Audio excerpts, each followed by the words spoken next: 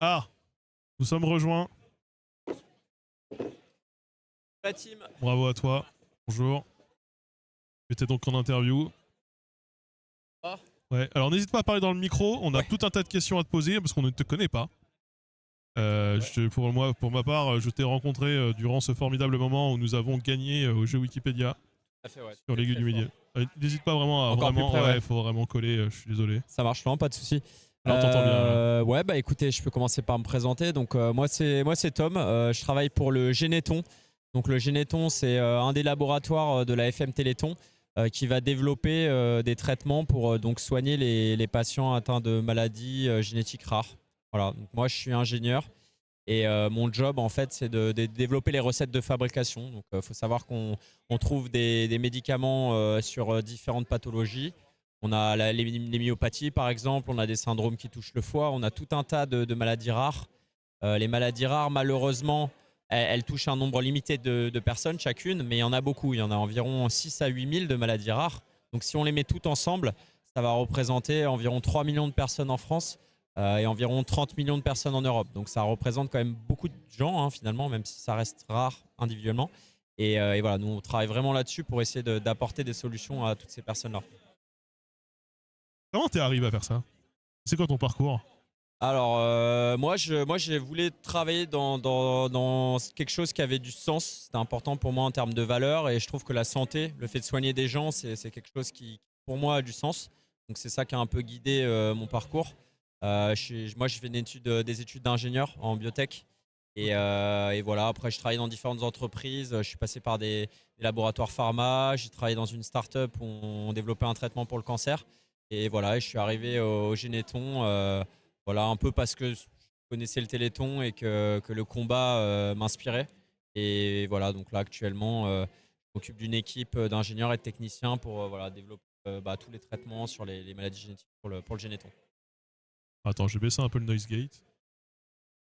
Hop. Voilà, c'est trop léger. Alors Ok. je vois qu'il y a des questions, je sais pas si tu veux... Ouais, non, vas-y, bah, je leur ai dit de poser des questions. Ouais.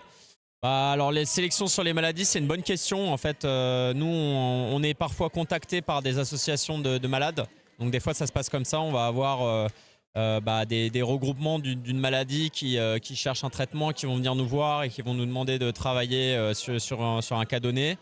On peut nous identifier des maladies où on a déjà une piste de solution, par exemple, pour avancer sur la création d'un traitement.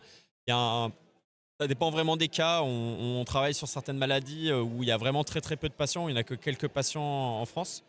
D'autres maladies, où, par exemple la myopathie de Duchenne, où il y a beaucoup plus de patients à l'échelle de la France ou de l'Europe. Et voilà, c'est vraiment dépendant des projets qui sont là, des découvertes qu'on fait, parce que parfois on travaille sur une maladie et on ne trouve pas la solution, ça existe beaucoup. Et voilà, quand on a déjà des pistes, c'est plus simple d'avancer sur le développement d'un traitement aussi, quoi. Quand tu dis des pistes, c'est genre vous travaillez sur quelque chose et vous vous rendez compte que ça pourra avoir des.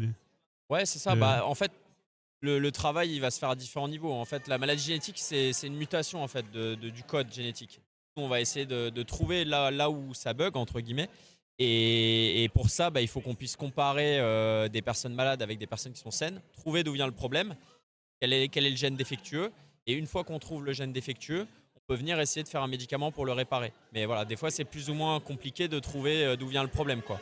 Sur les 6 à 8 000 maladies, on va dire qu'on a compris à peu près le principe sur la moitié. Donc ça veut dire qu'il reste encore la moitié des maladies où on a une idée d'où vient le problème, mais on n'a pas forcément encore identifié comment le résoudre, quoi. Ah, ok. Si une startup trouve un traitement qui soigne le cancer, est-ce qu'ils vont essayer de capitaliser à mort dessus ou ils céderont à la méthode?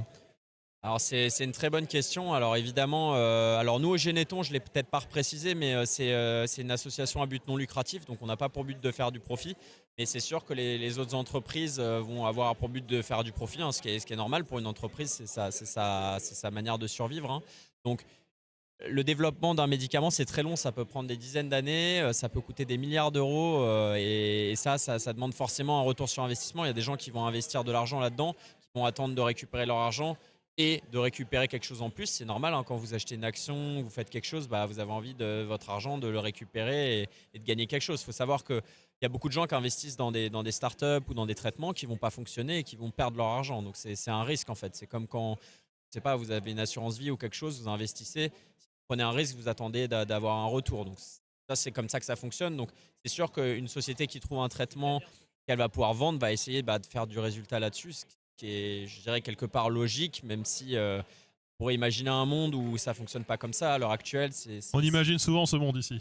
Ouais, on Je aimerait vais pas bien, te non, c'est mentir. sûr, et c'est ce qu'on fait, c'est ce qu'on fait au Généton. Moi, je trouve, c'est la beauté de ce qu'on fait là, parce que justement, nous, on n'a pas d'intérêt à faire du profit, et notamment, je dirais qu'il y a même des maladies où il y a si peu de patients qu'on n'a même pas pour objectif de commercialiser le traitement. C'est-à-dire qu'on se dit, bah, on va faire des études cliniques, on va soigner les gens juste pendant l'étude clinique, et il n'y aura pas vraiment de commercialisation. Ça, on a certains cas comme ça au Généton. Parce qu'il y a trop peu de... Bah, parce qu'il y a trop peu de patients et parce que potentiellement on est en mesure pendant l'étude clinique de soigner quasiment tous les patients qu'il y a. Euh, on te pose peut-être souvent la question de la recherche publique, non, Ouais. par rapport à tout ça. Et c'est quoi l'état de la recherche publique aujourd'hui sur les Alors, choses sur lesquelles vous travaillez, vous? alors c'est une vaste question. Alors nous en fait au Généton on a des unités mixtes, on travaille avec des chercheurs de l'INSERM, donc il y a une partie publique, voilà, il y a des financements qui sont assez diverses.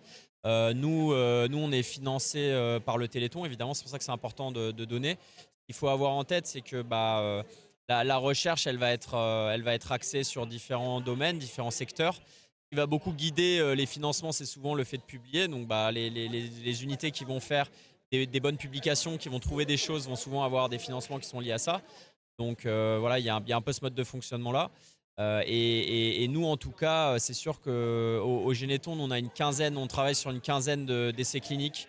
Et donc nous, on va être beaucoup guidés en termes de capacité de recherche par les dons qui sont faits. Donc en fait, nous, si on n'a pas suffisamment de fonds pour travailler de front sur 15 maladies, il va falloir qu'on fasse des choix, malheureusement. Et il va falloir qu'on avance un peu d'un côté, qu'on mette en pause, qu'on reprenne de l'autre côté, etc. Parce sinon, on n'a pas les moyens de tout faire de front. Donc la recherche publique, c'est ça. Si on a un budget limité, qu'il y a un trop grand nombre de maladies, on doit faire des choix. Et c'est pour ça que plus on a de dons, moins on a besoin de faire de choix et moins on va laisser de personnes sans solution, quoi. Est-ce que vous pouvez être en compétition entre plusieurs équipes de recherche pour développer les traitements?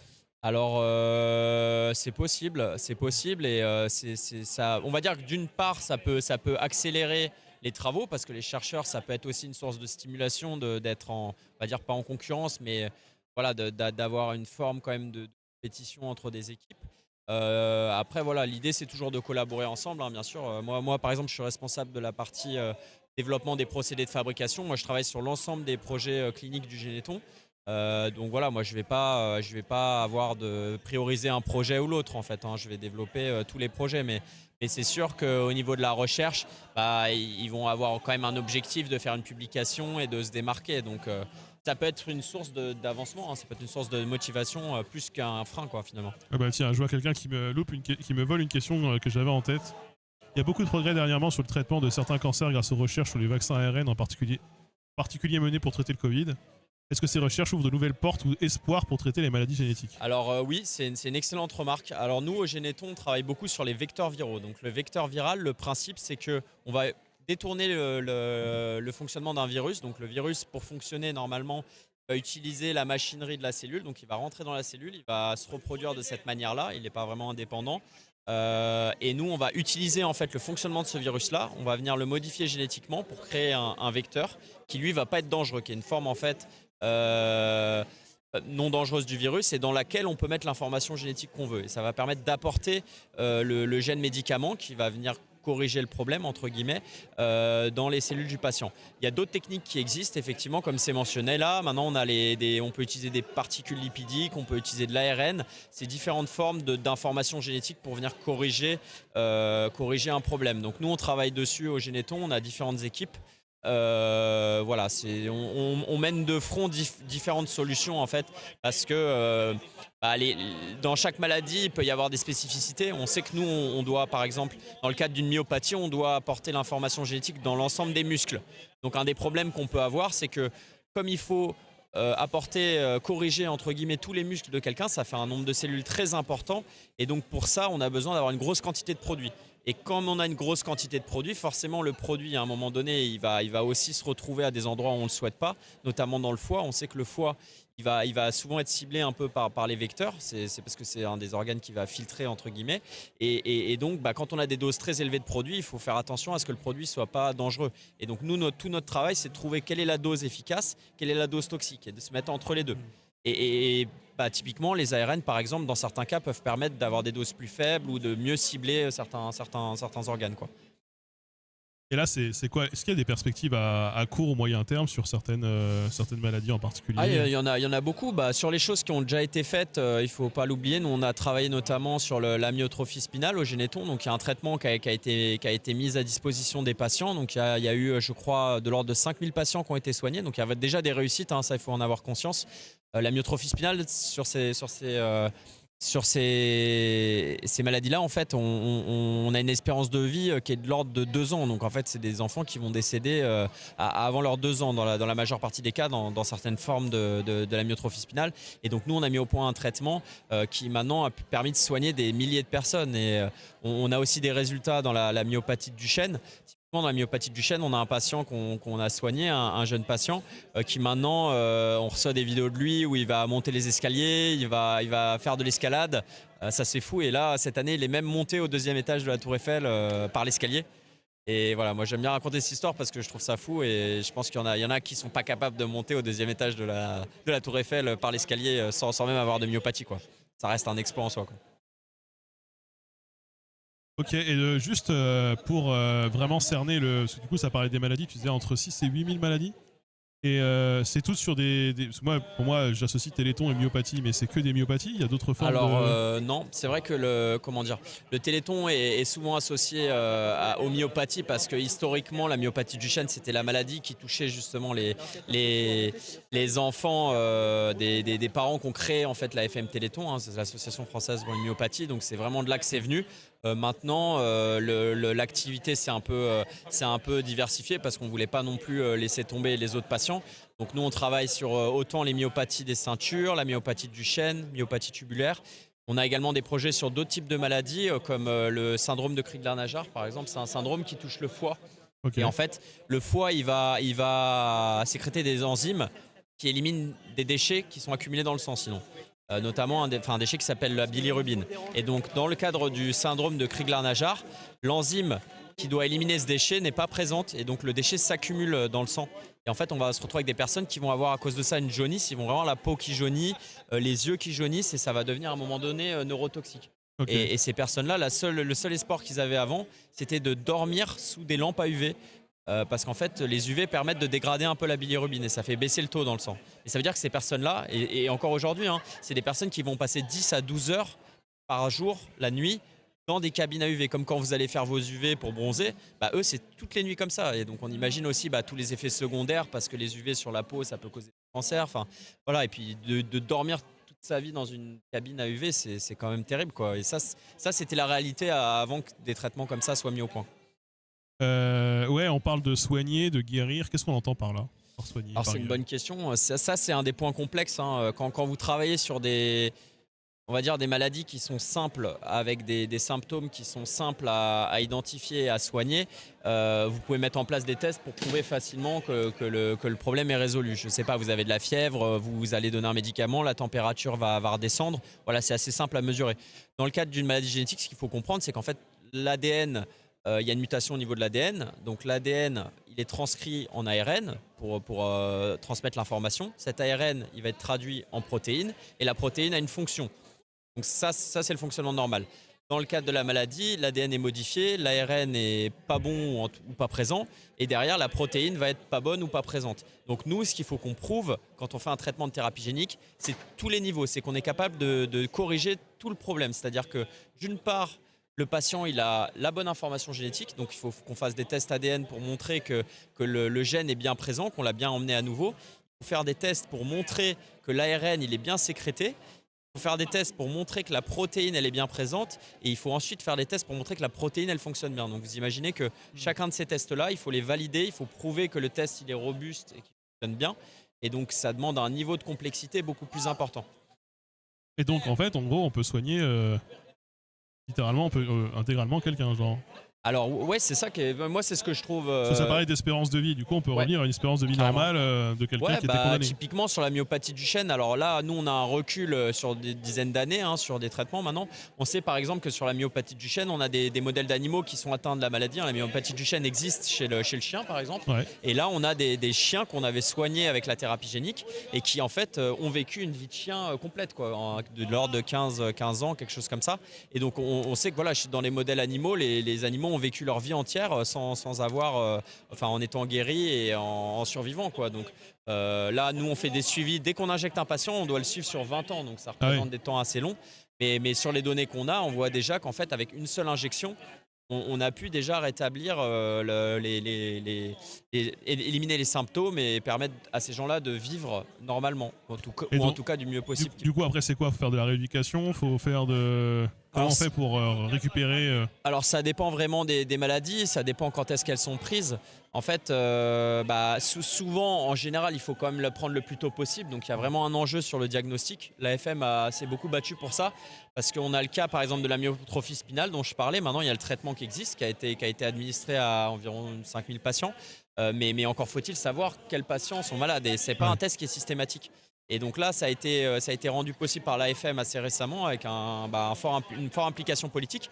Parce qu'en fait, selon la région où vous naissiez, vous aviez ou vous n'aviez pas le test. On a eu le cas récemment d'une famille en fait, qui a déménagé, qui s'est trouvée dans une région où ils faisaient le test, qui ont fait le test et donc leurs 2 enfants ont pu avoir le traitement. Mais ça s'est joué voilà, ils auraient pu ne pas l'avoir et décéder 1 an ou 2 après parce qu'ils étaient malades et que le traitement n'avait pas reçu, quoi. Il y a vraiment un enjeu de timing aussi. Donc forcément, plus on intervient tôt, généralement, plus les résultats vont être prometteurs.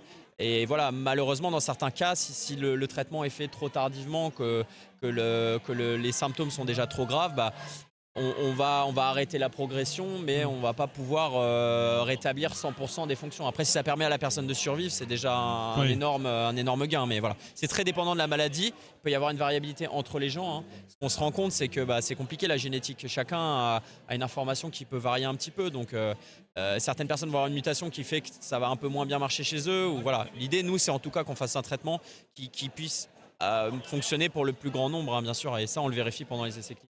Il y avait une question sur les maladies. Est-ce que vous travaillez que sur les maladies apparues naturellement? Il y a des recherches également pour réparer genre des êtres humains qui auraient eu des accidents. C'est peut-être moins votre cœur de recherche, non? Surtout si vous êtes en génétique, surtout si tu fais de la génétique, non? Alors, je pourrais parler de l'humain après un accident. Ouais. Alors, nous, c'est pas vraiment notre c'est pas vraiment nous notre axe de travail au Généton. Il y a déjà beaucoup de maladies génétiques qui n'ont pas encore de traitement. Mais ouais, on pourrait envisager. Alors, pour les paratétraplégiques, je ne sais pas si c'est la thérapie génique qui va résoudre le problème. Ouais. Je pense qu'à la limite, dans ces cas-là, c'est peut-être plus de la thérapie cellulaire. Et on a un des labos de l'AFM qui travaille là-dessus, qui s'appelle ISTEM. Et ISTEM, en fait, ce qu'ils font, c'est qu'ils travaillent sur par exemple, des cellules. Ils vont récupérer des cellules de peau. Ils vont les retransformer en cellules embryonnaires, en cellules souches. Et ensuite, ils vont retransformer ces cellules souches-là en cellules de, par exemple, je sais pas, de rétine, en cellules de cœur. Et du coup, ensuite, on peut greffer ces cellules-là pour rétablir des fonctions. Ça, c'est la thérapie cellulaire. Moi, je trouve ça magique aussi. Mais ça peut s'appliquer typiquement dans ce genre de cas. Après, pour l'instant, je crois que vraiment, si quelqu'un qui va être complètement paratétraplégique, je ne suis pas certain qu'on ait les capacités encore actuellement de vraiment résoudre ça à 100%, malheureusement. Est-ce que vous avez beaucoup de contacts avec les malades que vous traitez? Alors, donc moi, je suis vraiment au niveau de la partie fabrication des traitements. Mais ce qui est assez beau au Généton, c'est justement qu'on a quand même ce contact. Notamment, on fait des visites. D'ailleurs, là, dans le cadre du Téléthon, il y aura des visites toute la journée de demain au Génopôle à Évry. Donc, vous êtes les bienvenus. Si vous avez envie de faire des visites, vous pouvez venir visiter les labos pendant toute la journée. Et donc, nous, on a des visites parfois de malades. Moi, j'ai déjà fait des visites d'enfants qui étaient atteints de myopathie ou autre. Donc, on peut quand même voir ces patients-là. Dans le cadre des actions qu'on mène, on est amené à rencontrer toutes les familles ambassadrices. C'est ça qui est assez différent parce que généralement, quand vous faites un essai clinique, en fait, vous ne savez pas qui sont les patients. Et c'est très loin, en fait. Et nous, on a quand même cette proximité qui est liée à ce statut un peu unique de l'AFM qui est une association à but non lucratif, quoi.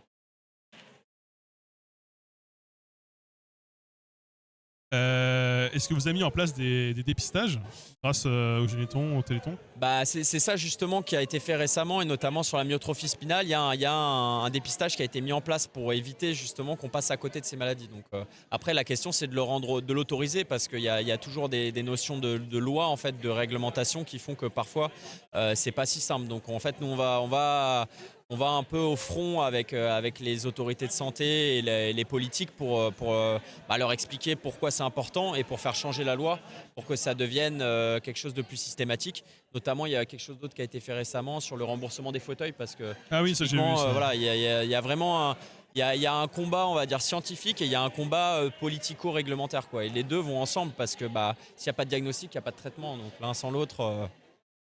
Une question aussi qui est intéressante. Qu'est-ce qui se passe en termes de en termes de transmission du code génétique quand on a subi une thérapie génique Alors, c'est une excellente question. Alors, souvent, nous, sur les traitements qui sont faits au niveau du Généton, on travaille principalement sur des vecteurs type AAV. Les AAV, c'est des Adeno-Associated Virus. Et donc, en fait, ils vont venir apporter le gène médicament à côté des chromosomes. En fait, c'est ce qu'on appelle une forme épisomale. Donc, c'est dans la cellule, c'est dans le noyau, c'est à côté du chromosome.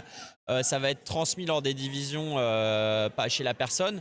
Par contre, à ma connaissance, ça ne doit pas être transmis à la descendance. Donc, c'est effectivement un point intéressant. Par contre, il y a d'autres types de vecteurs, notamment les lentivirus, qui, eux, vont être intégrés, qui vont permettre d'intégrer l'information génétique au chromosome et qui donc doit être transmis à la descendance. Mais principalement, on travaille surtout sur les AAV. Donc dans le premier cas, admettons une personne qui est porteuse de telle mutation génétique qui la rend malade de telle ou telle maladie. Va potentiellement la transmettre à sa dépendance. Du coup, il faut dépister au plus tôt la descendance et soigner. Alors ouais, c'est ça, et notamment dans le cas des dépistages, de toute façon, que la personne a été traitée ou pas, c'est hyper important. Quand il y a c'est souvent comme ça que ça démarre, hein. C'est parce qu'il y a des cas dans la famille. Notamment, je pense à quelqu'un qui était un enfant qui était ambassadeur l'année dernière, qui s'appelle Ibrahim, qui a été atteint d'amyotrophie spinale et justement il a pu avoir la chance d'avoir le diagnostic et d'être traité, je crois, 2 semaines après sa naissance parce qu'il y avait des cas dans sa famille. Il y avait une cousine qui avait une forme très grave, je crois, je ne vais pas dire de bêtises, mais il me semble que sa cousine avait été atteinte de la maladie et était décédée très jeune. Il avait un autre cousin ou une autre cousine qui était malade mais une forme un peu moins grave, et c'est pour ça que le diagnostic a été fait, parce qu'il y avait un risque. Et effectivement, il avait bien le gène, la mutation sur le gène, et du coup, il a pu être traité et sauvé grâce à ça, quoi.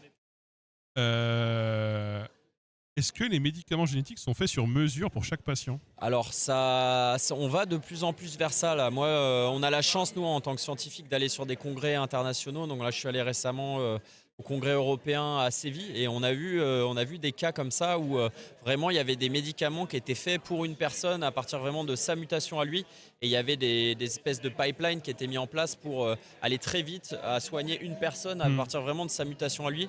Donc toute la problématique, c'est encore une fois aussi la réglementation, parce que quand vous faites un médicament, il faut quand même prouver qu'il fonctionne, prouver qu'il n'est pas toxique. Et ça, c'est compliqué. Comme je vous ai dit, il y a différents niveaux à démontrer. Et ça c'est compliqué quand vous le faites pour une personne individuellement. La réglementation n'est pas encore tout à fait adaptée à ça, mais ça évolue. Et à force de pousser, notamment dans des pays comme les États-Unis, il commence à y avoir des changements pour permettre cette médecine personnalisée, quoi. Et du coup, en termes de coûts, ça représente, est-ce que c'est beaucoup plus important de vouloir soigner les personnes, avoir des traitements sur mesure sur la personne, ou est-ce qu'on arrive aussi là à avoir des traitements de moins en moins chers, de plus en plus abordables? Alors, c'est évident que la question, elle se pose, parce que si vous faites un traitement individuel et que vous devez mettre le même financement qu'un traitement qui va être dédié à plusieurs personnes, ça va pas être viable. Donc après, justement, l'idée, c'est d'avoir des plateformes où on peut adapter assez rapidement et avec des coûts moindres ce genre de traitement. Donc typiquement, dans un cas différent, hein, mais sur les vaccins ARN, par exemple, la technologie ARN permettait d'aller assez rapidement d'un type de virus à l'autre de manière relativement rapide. C'est vrai que sur la thérapie génique, il y a encore beaucoup de challenges là-dessus, hein. Donc l'idée, c'est vraiment, moi, c'est mon job, hein, c'est d'essayer de faire baisser les coûts. Les traitements à l'heure actuelle, ils coûtent entre plusieurs centaines de milliers d'euros à plusieurs millions d'euros pour un patient. Et voilà, il faut vraiment qu'on trouve des solutions pour arriver à résoudre ça.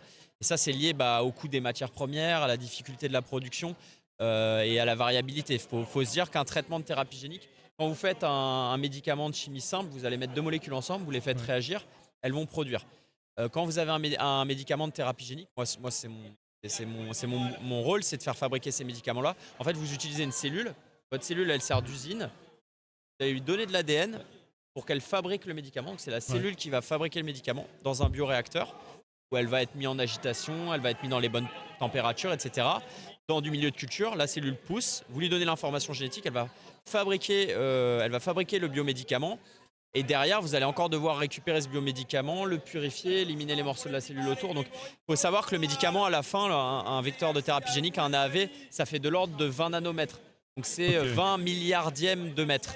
Donc, il faut savoir que c'est tout petit. Et quand on veut soigner une maladie comme notamment les myopathies, souvent, les doses, ça va être de l'ordre de 10 puissance 13, 10 puissance 14 vecteurs par kilogramme de poids. Donc vous imaginez qu'en fait, il faut, pour soigner un patient, si vous prenez un vecteur de la taille d'une balle de tennis, par exemple, il faudrait que vous recouvriez l'ensemble du territoire du Canada et des États-Unis rassemblés, juste pour soigner un patient, quoi. Donc ça représente des doses énormes. Et c'est pour ça que ça coûte cher. C'est parce qu'il faut des doses très importantes. Et nous, on essaye de faire en sorte que le produit soit le plus efficace pour qu'on ait besoin d'en mettre le moins possible et que ça soit le moins cher possible.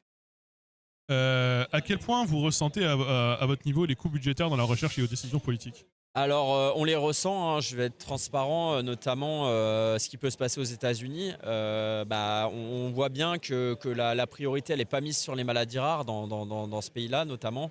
Or, il y a beaucoup de programmes internationaux de recherche et de financement qui sont liés aux politiques des États un peu leaders comme les États-Unis, comme le groupement des pays au niveau de l'Europe.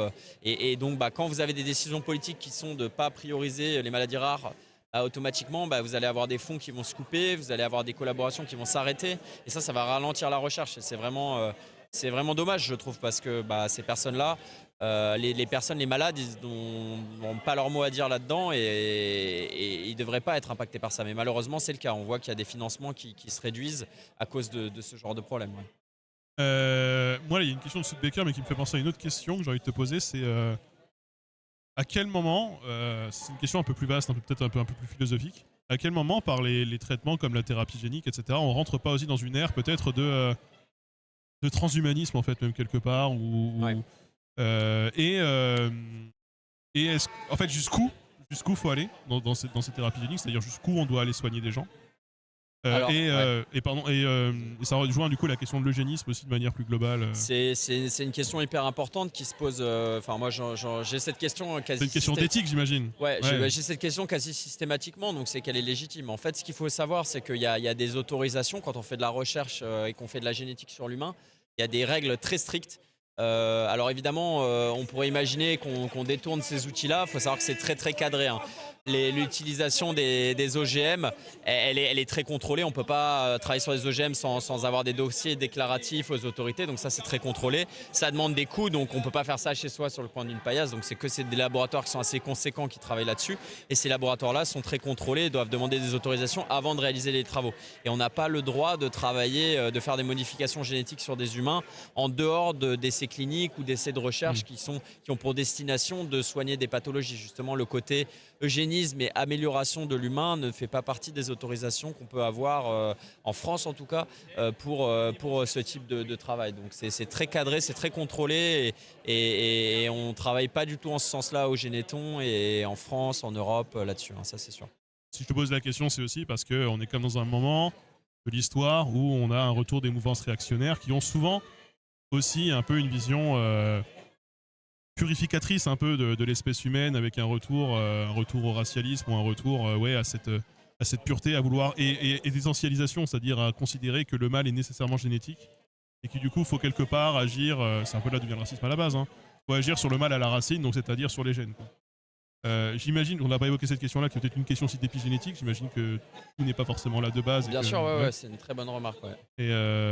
Et du coup, oui, j'imagine que si on te pose souvent la question, c'est que c'est quand même une question éthique qui est complexe, puisque j'entends ce que tu dis sur les questions de la loi, mais du coup, en fait, c'est une réponse qui est un peu légaliste, parce que si demain la loi, par exemple, autorise, ça rendra pas la chose nécessairement morale. Tu vois ce que je veux dire? Alors bien sûr, oui, non, mais il y a effectivement il y a les deux aspects, hein. Il y a le côté réglementaire et il y a le côté moral. Là, je pense que les deux, heureusement à l'heure actuelle, je trouve les deux vont dans le même sens. La morale ne veut pas ça et la loi empêche ça. Donc on est dans un safe space, heureusement là-dessus. Pour le côté, je vais dire eugénisme entre guillemets et côté de sélectionner. En tout cas, nous, le parti enfin, le parti pris, c'est de dire voilà, il y a des personnes malades, on veut leur apporter un soutien. Il pourrait y avoir un monde où on dirait voilà, les personnes sont malades, on ne veut pas sélectionner ça. Voilà, nous on n'est pas dans cette optique-là. Enfin, en tout cas, voilà, je parle en mon nom, mais Mhm. moi je trouve à titre personnel que quelqu'un qui est malade n'a pas choisi d'être malade. Et voilà, si on peut lui apporter un soutien, il faut le faire et il ne faut pas abandonner des personnes simplement parce qu'elles n'ont pas eu de chance et qu'elles ont eu ces mutations-là. Donc voilà, après, il peut y avoir des mouvances religieuses ou autres qui peuvent aller dans un sens inverse. Voilà. Nous, on est J'ai lu des en scientifiques et on essaye de soigner les gens. C'est vraiment j'ai ça lu en l'idée. faisant mes devoirs sur le Téléthon que vous avez été boycotté à un moment par le non, oui, alors non, pas par l'épiscopat de je sais plus quoi, là, par en gros des instances chrétiennes, enfin catholiques de France, à cause des recherches précisément sur le génome, les cellules Alors souches, etc. il y a des sujets politiques, hein. Ouais. C'est sûr que ça peut. Il y a une question de voilà, chacun est libre de mettre les limites et la morale et les valeurs là où elle le souhaite. En tout cas, voilà, moi en tant que scientifique, je trouve que à mon niveau en tout cas, que si on a un outil qui nous permet de soigner quelqu'un et de lui apporter une meilleure qualité de vie, il faut l'utiliser. Voilà, du moment que l'utilisation est cadrée par la loi et que elle permet d'améliorer la vie de quelqu'un et de lui sauver la vie, moi je trouve ça correct de l'utiliser. Et voilà, ça n'engage que moi et chacun a le droit d'avoir un avis inverse. Par contre, ce que je poserais comme question quand même, c'est que quelle que soit la mouvance religieuse, politique ou autre, je pense qu'il faut se poser la question, si c'était moi, si c'était mon enfant, est-ce que j'aurais envie qu'on le sauve? Voilà, et je pense que ça c'est important et c'est cette question-là qu'il faut se poser sur l'ensemble de ces politiques-là. Voilà, soyons honnêtes, soyons transparents. Si on était dans ce cas-là, si on avait un espoir de s'en sortir ou de sauver la personne qui nous est le plus chère, est-ce qu'on le ferait ou pas? Mm. Bah, moi je le ferais. Il y a une question sur l'open science. Les recherches que vous publiez sont publiées en open science. Par extension, si un traitement médicament aboutit, quid des brevets? Quelle est la position du télégénéton à ce propos? Alors, mais je comprends pas la moitié des questions. Alors donc, voilà, encore une fois, moi je parle en mon nom, hein, je ne veux pas parler au nom du Généton ou du Téléthon, mais globalement, il y a eu en fait ce qui est intéressant, c'est que dans l'histoire du Téléthon et du Généton, le Généton a fait les premières cartes du génome humain en fait, hein. Donc ils Ok. ont cartographié et montré en fait quelle était la composition du génome humain, et ça a été donné à la communauté justement pour permettre à tout le monde de travailler là-dessus et d'aller plus vite pour aller rapidement vers des traitements. Et ça, c'est vraiment quelque chose qui a été fait. Donc, c'est 100% de l'open science. Et j'ai un autre cas aussi à mentionner qui est très très rare. C'est que dans les premiers essais de thérapie génique, ils se sont rendus compte qu'il y avait un cas particulier. Justement, tu parlais de l'épigénétique, mais Ouais. il y a aussi en fait un background génétique global en fait chez chaque personne qui fait que parfois, quand on fait un traitement, ça peut activer ou avoir une conséquence qu'on n'attendait pas avec un autre gène. Ouais. Et en fait, on s'est rendu compte que dans une certaine maladie, il y avait une mutation génétique qui n'était pas liée à la maladie directement, qui en cas de traitement pouvait causer des graves effets secondaires. Ok. Et en fait, plusieurs sociétés s'en sont rendues compte parce que voilà, ils ont constaté la même chose. C'était pas connu, c'était pas décrit dans la littérature.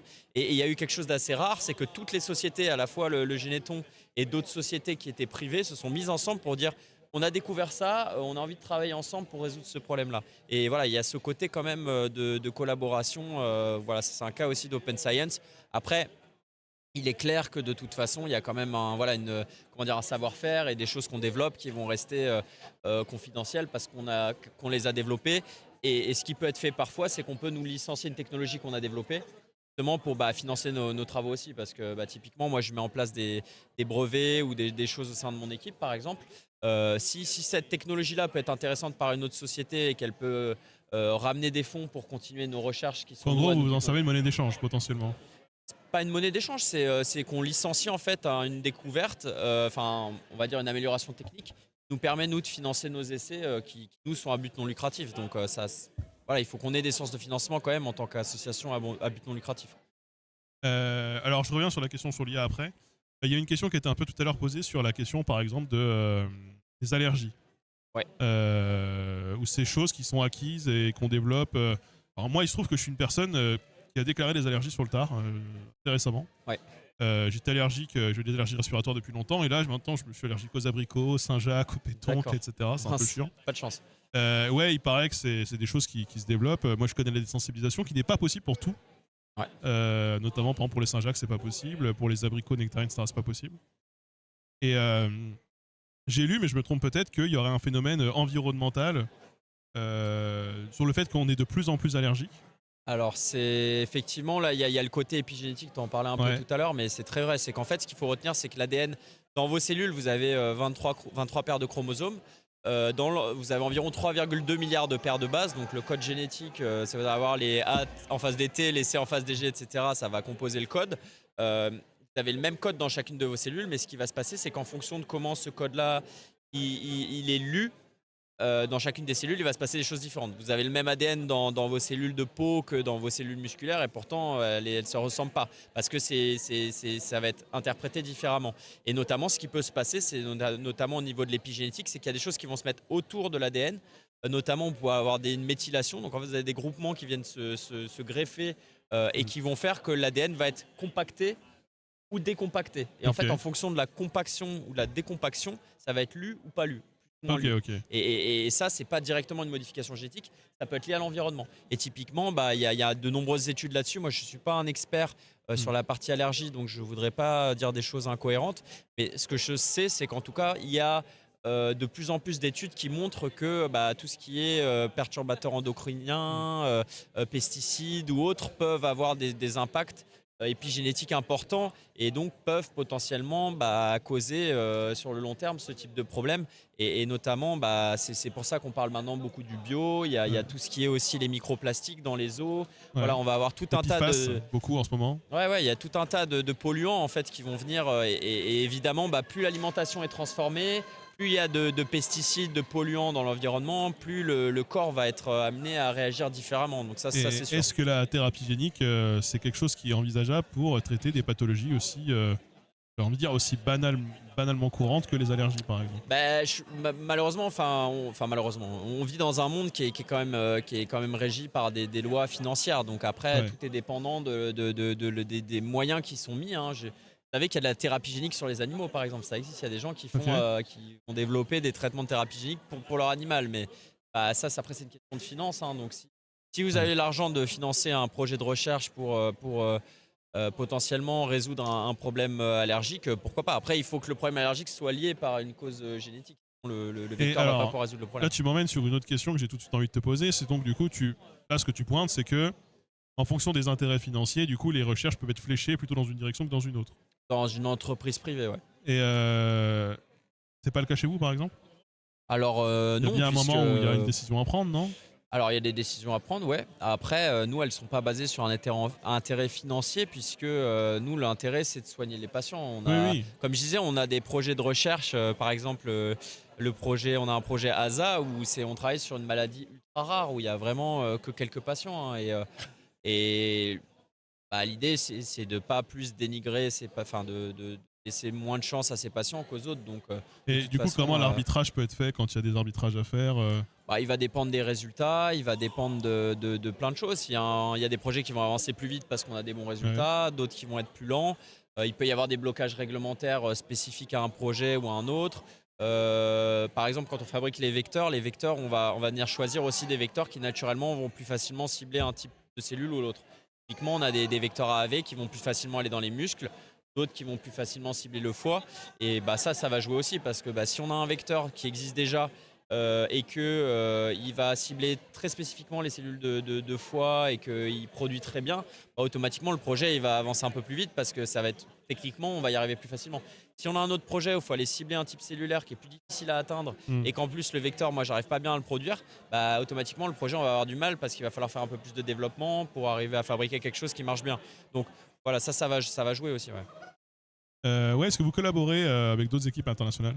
Ouais, bien sûr. Moi, à mon niveau, moi, je suis responsable de développer les procédés de fabrication. Mais Mais on a vraiment une vocation d'innovation. Nous, on essaie de mettre en place des nouvelles technologies. On travaille avec des consortiums européens. Voilà, moi, j'ai mis en place des collaborations avec d'autres pays comme les États-Unis ou l'Asie. Voilà, il peut y avoir des choses qui démarrent en fonction des technologies. Voilà, si vous avez une université qui travaille sur une techno et que vous dites ah bah tiens, ça c'est intéressant, je pourrais essayer chez moi. Voilà, vous mettez en place un contrat, vous essayez. Et puis si c'est mutuellement intéressant, vous avancez ensemble sur la technologie, quoi.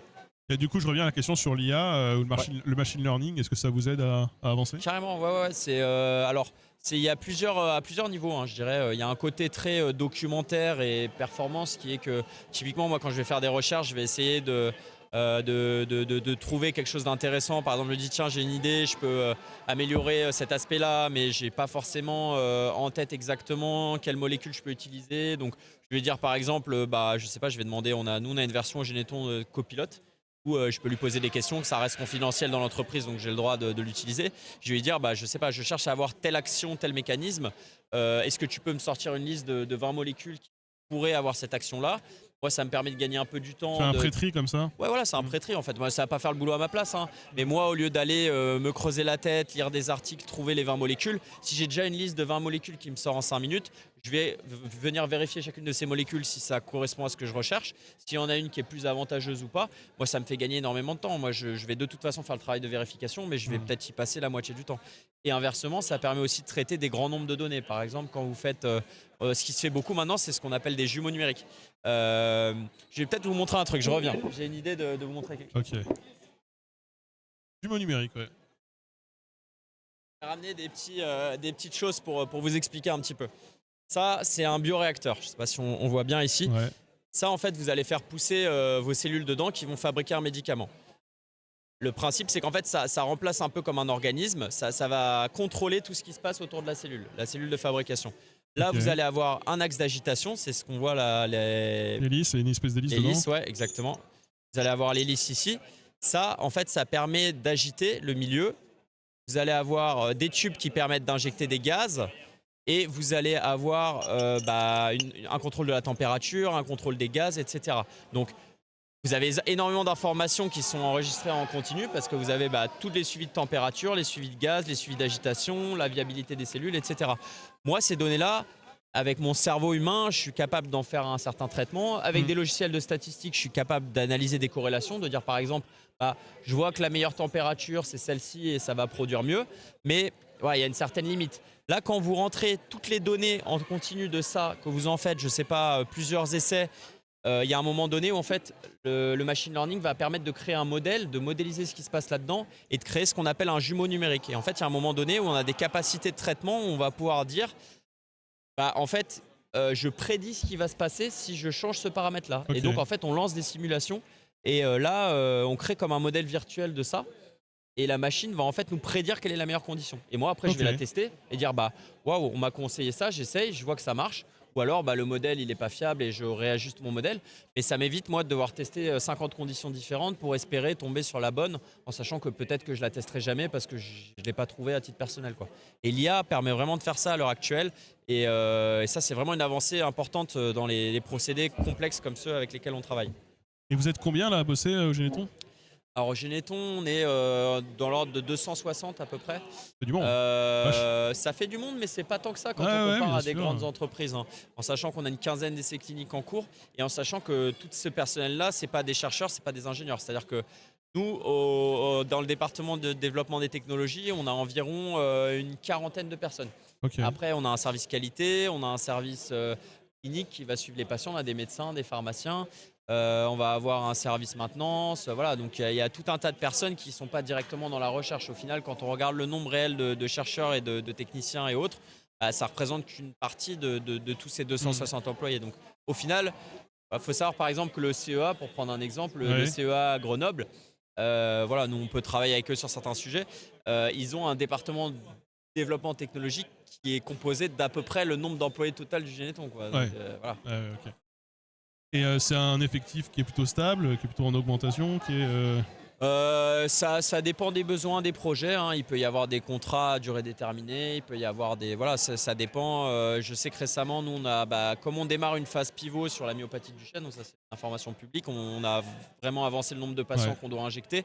Donc là, il commence à y avoir des problématiques un peu plus logistiques, par exemple, qu'on n'avait pas avant, de se dire finalement, on doit faire un certain nombre de lots de produits, faire en sorte qu'ils ne périment pas, qu'on puisse les utiliser dans le temps. Ouais. Donc ça devient beaucoup plus compliqué de gérer que quand vous avez 2, 3, 4 patients à injecter.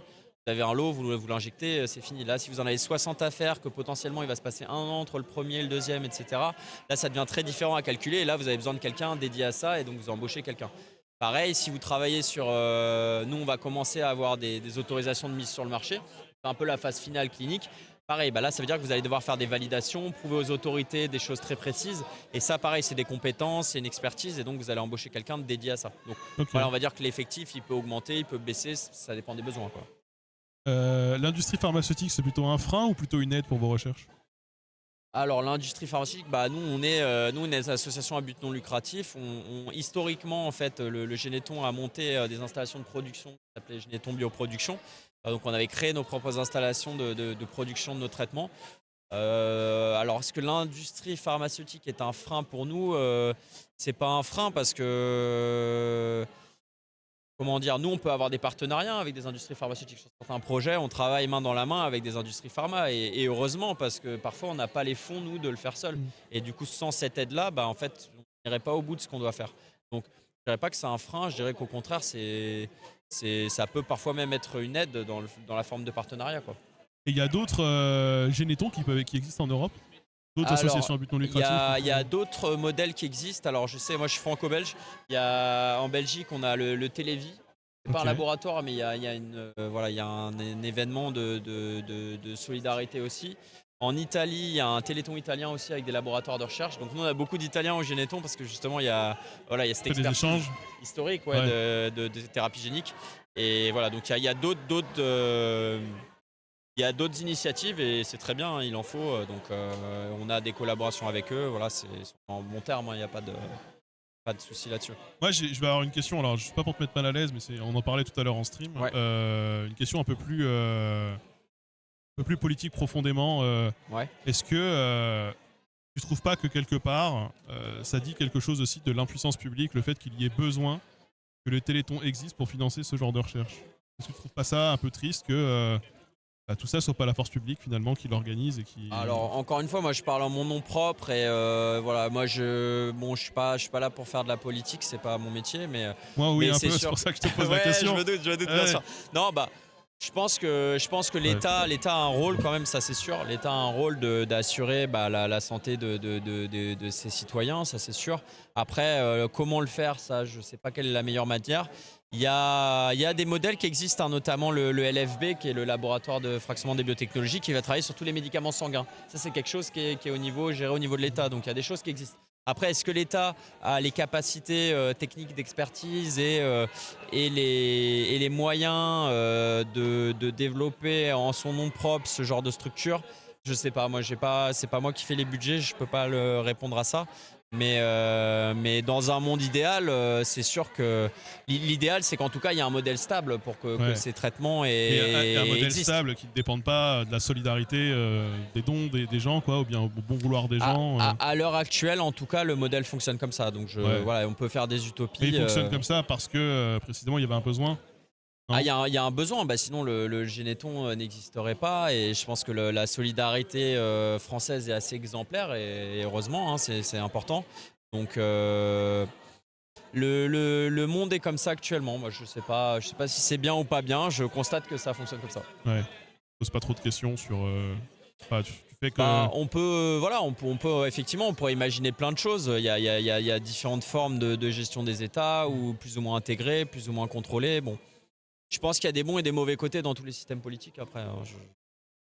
Ouais, non, c'est plus pour on en parlait sur d'autres aussi, d'autres structures hein, qui peuvent aussi exister. On parlait par exemple des Restos du Cœur, sur le fait que voilà, on peut, moi c'est mon avis personnel, des fois un peu déploré d'avoir la représentation politique en France qui applaudit les bonnes œuvres, alors qu'en réalité il n'y aurait pas besoin des bonnes œuvres si l'État était organisé aussi différemment et si l'argent était redistribué Alors après, la redistribution de l'argent, ouais, ça c'est une question éminemment politique, hein.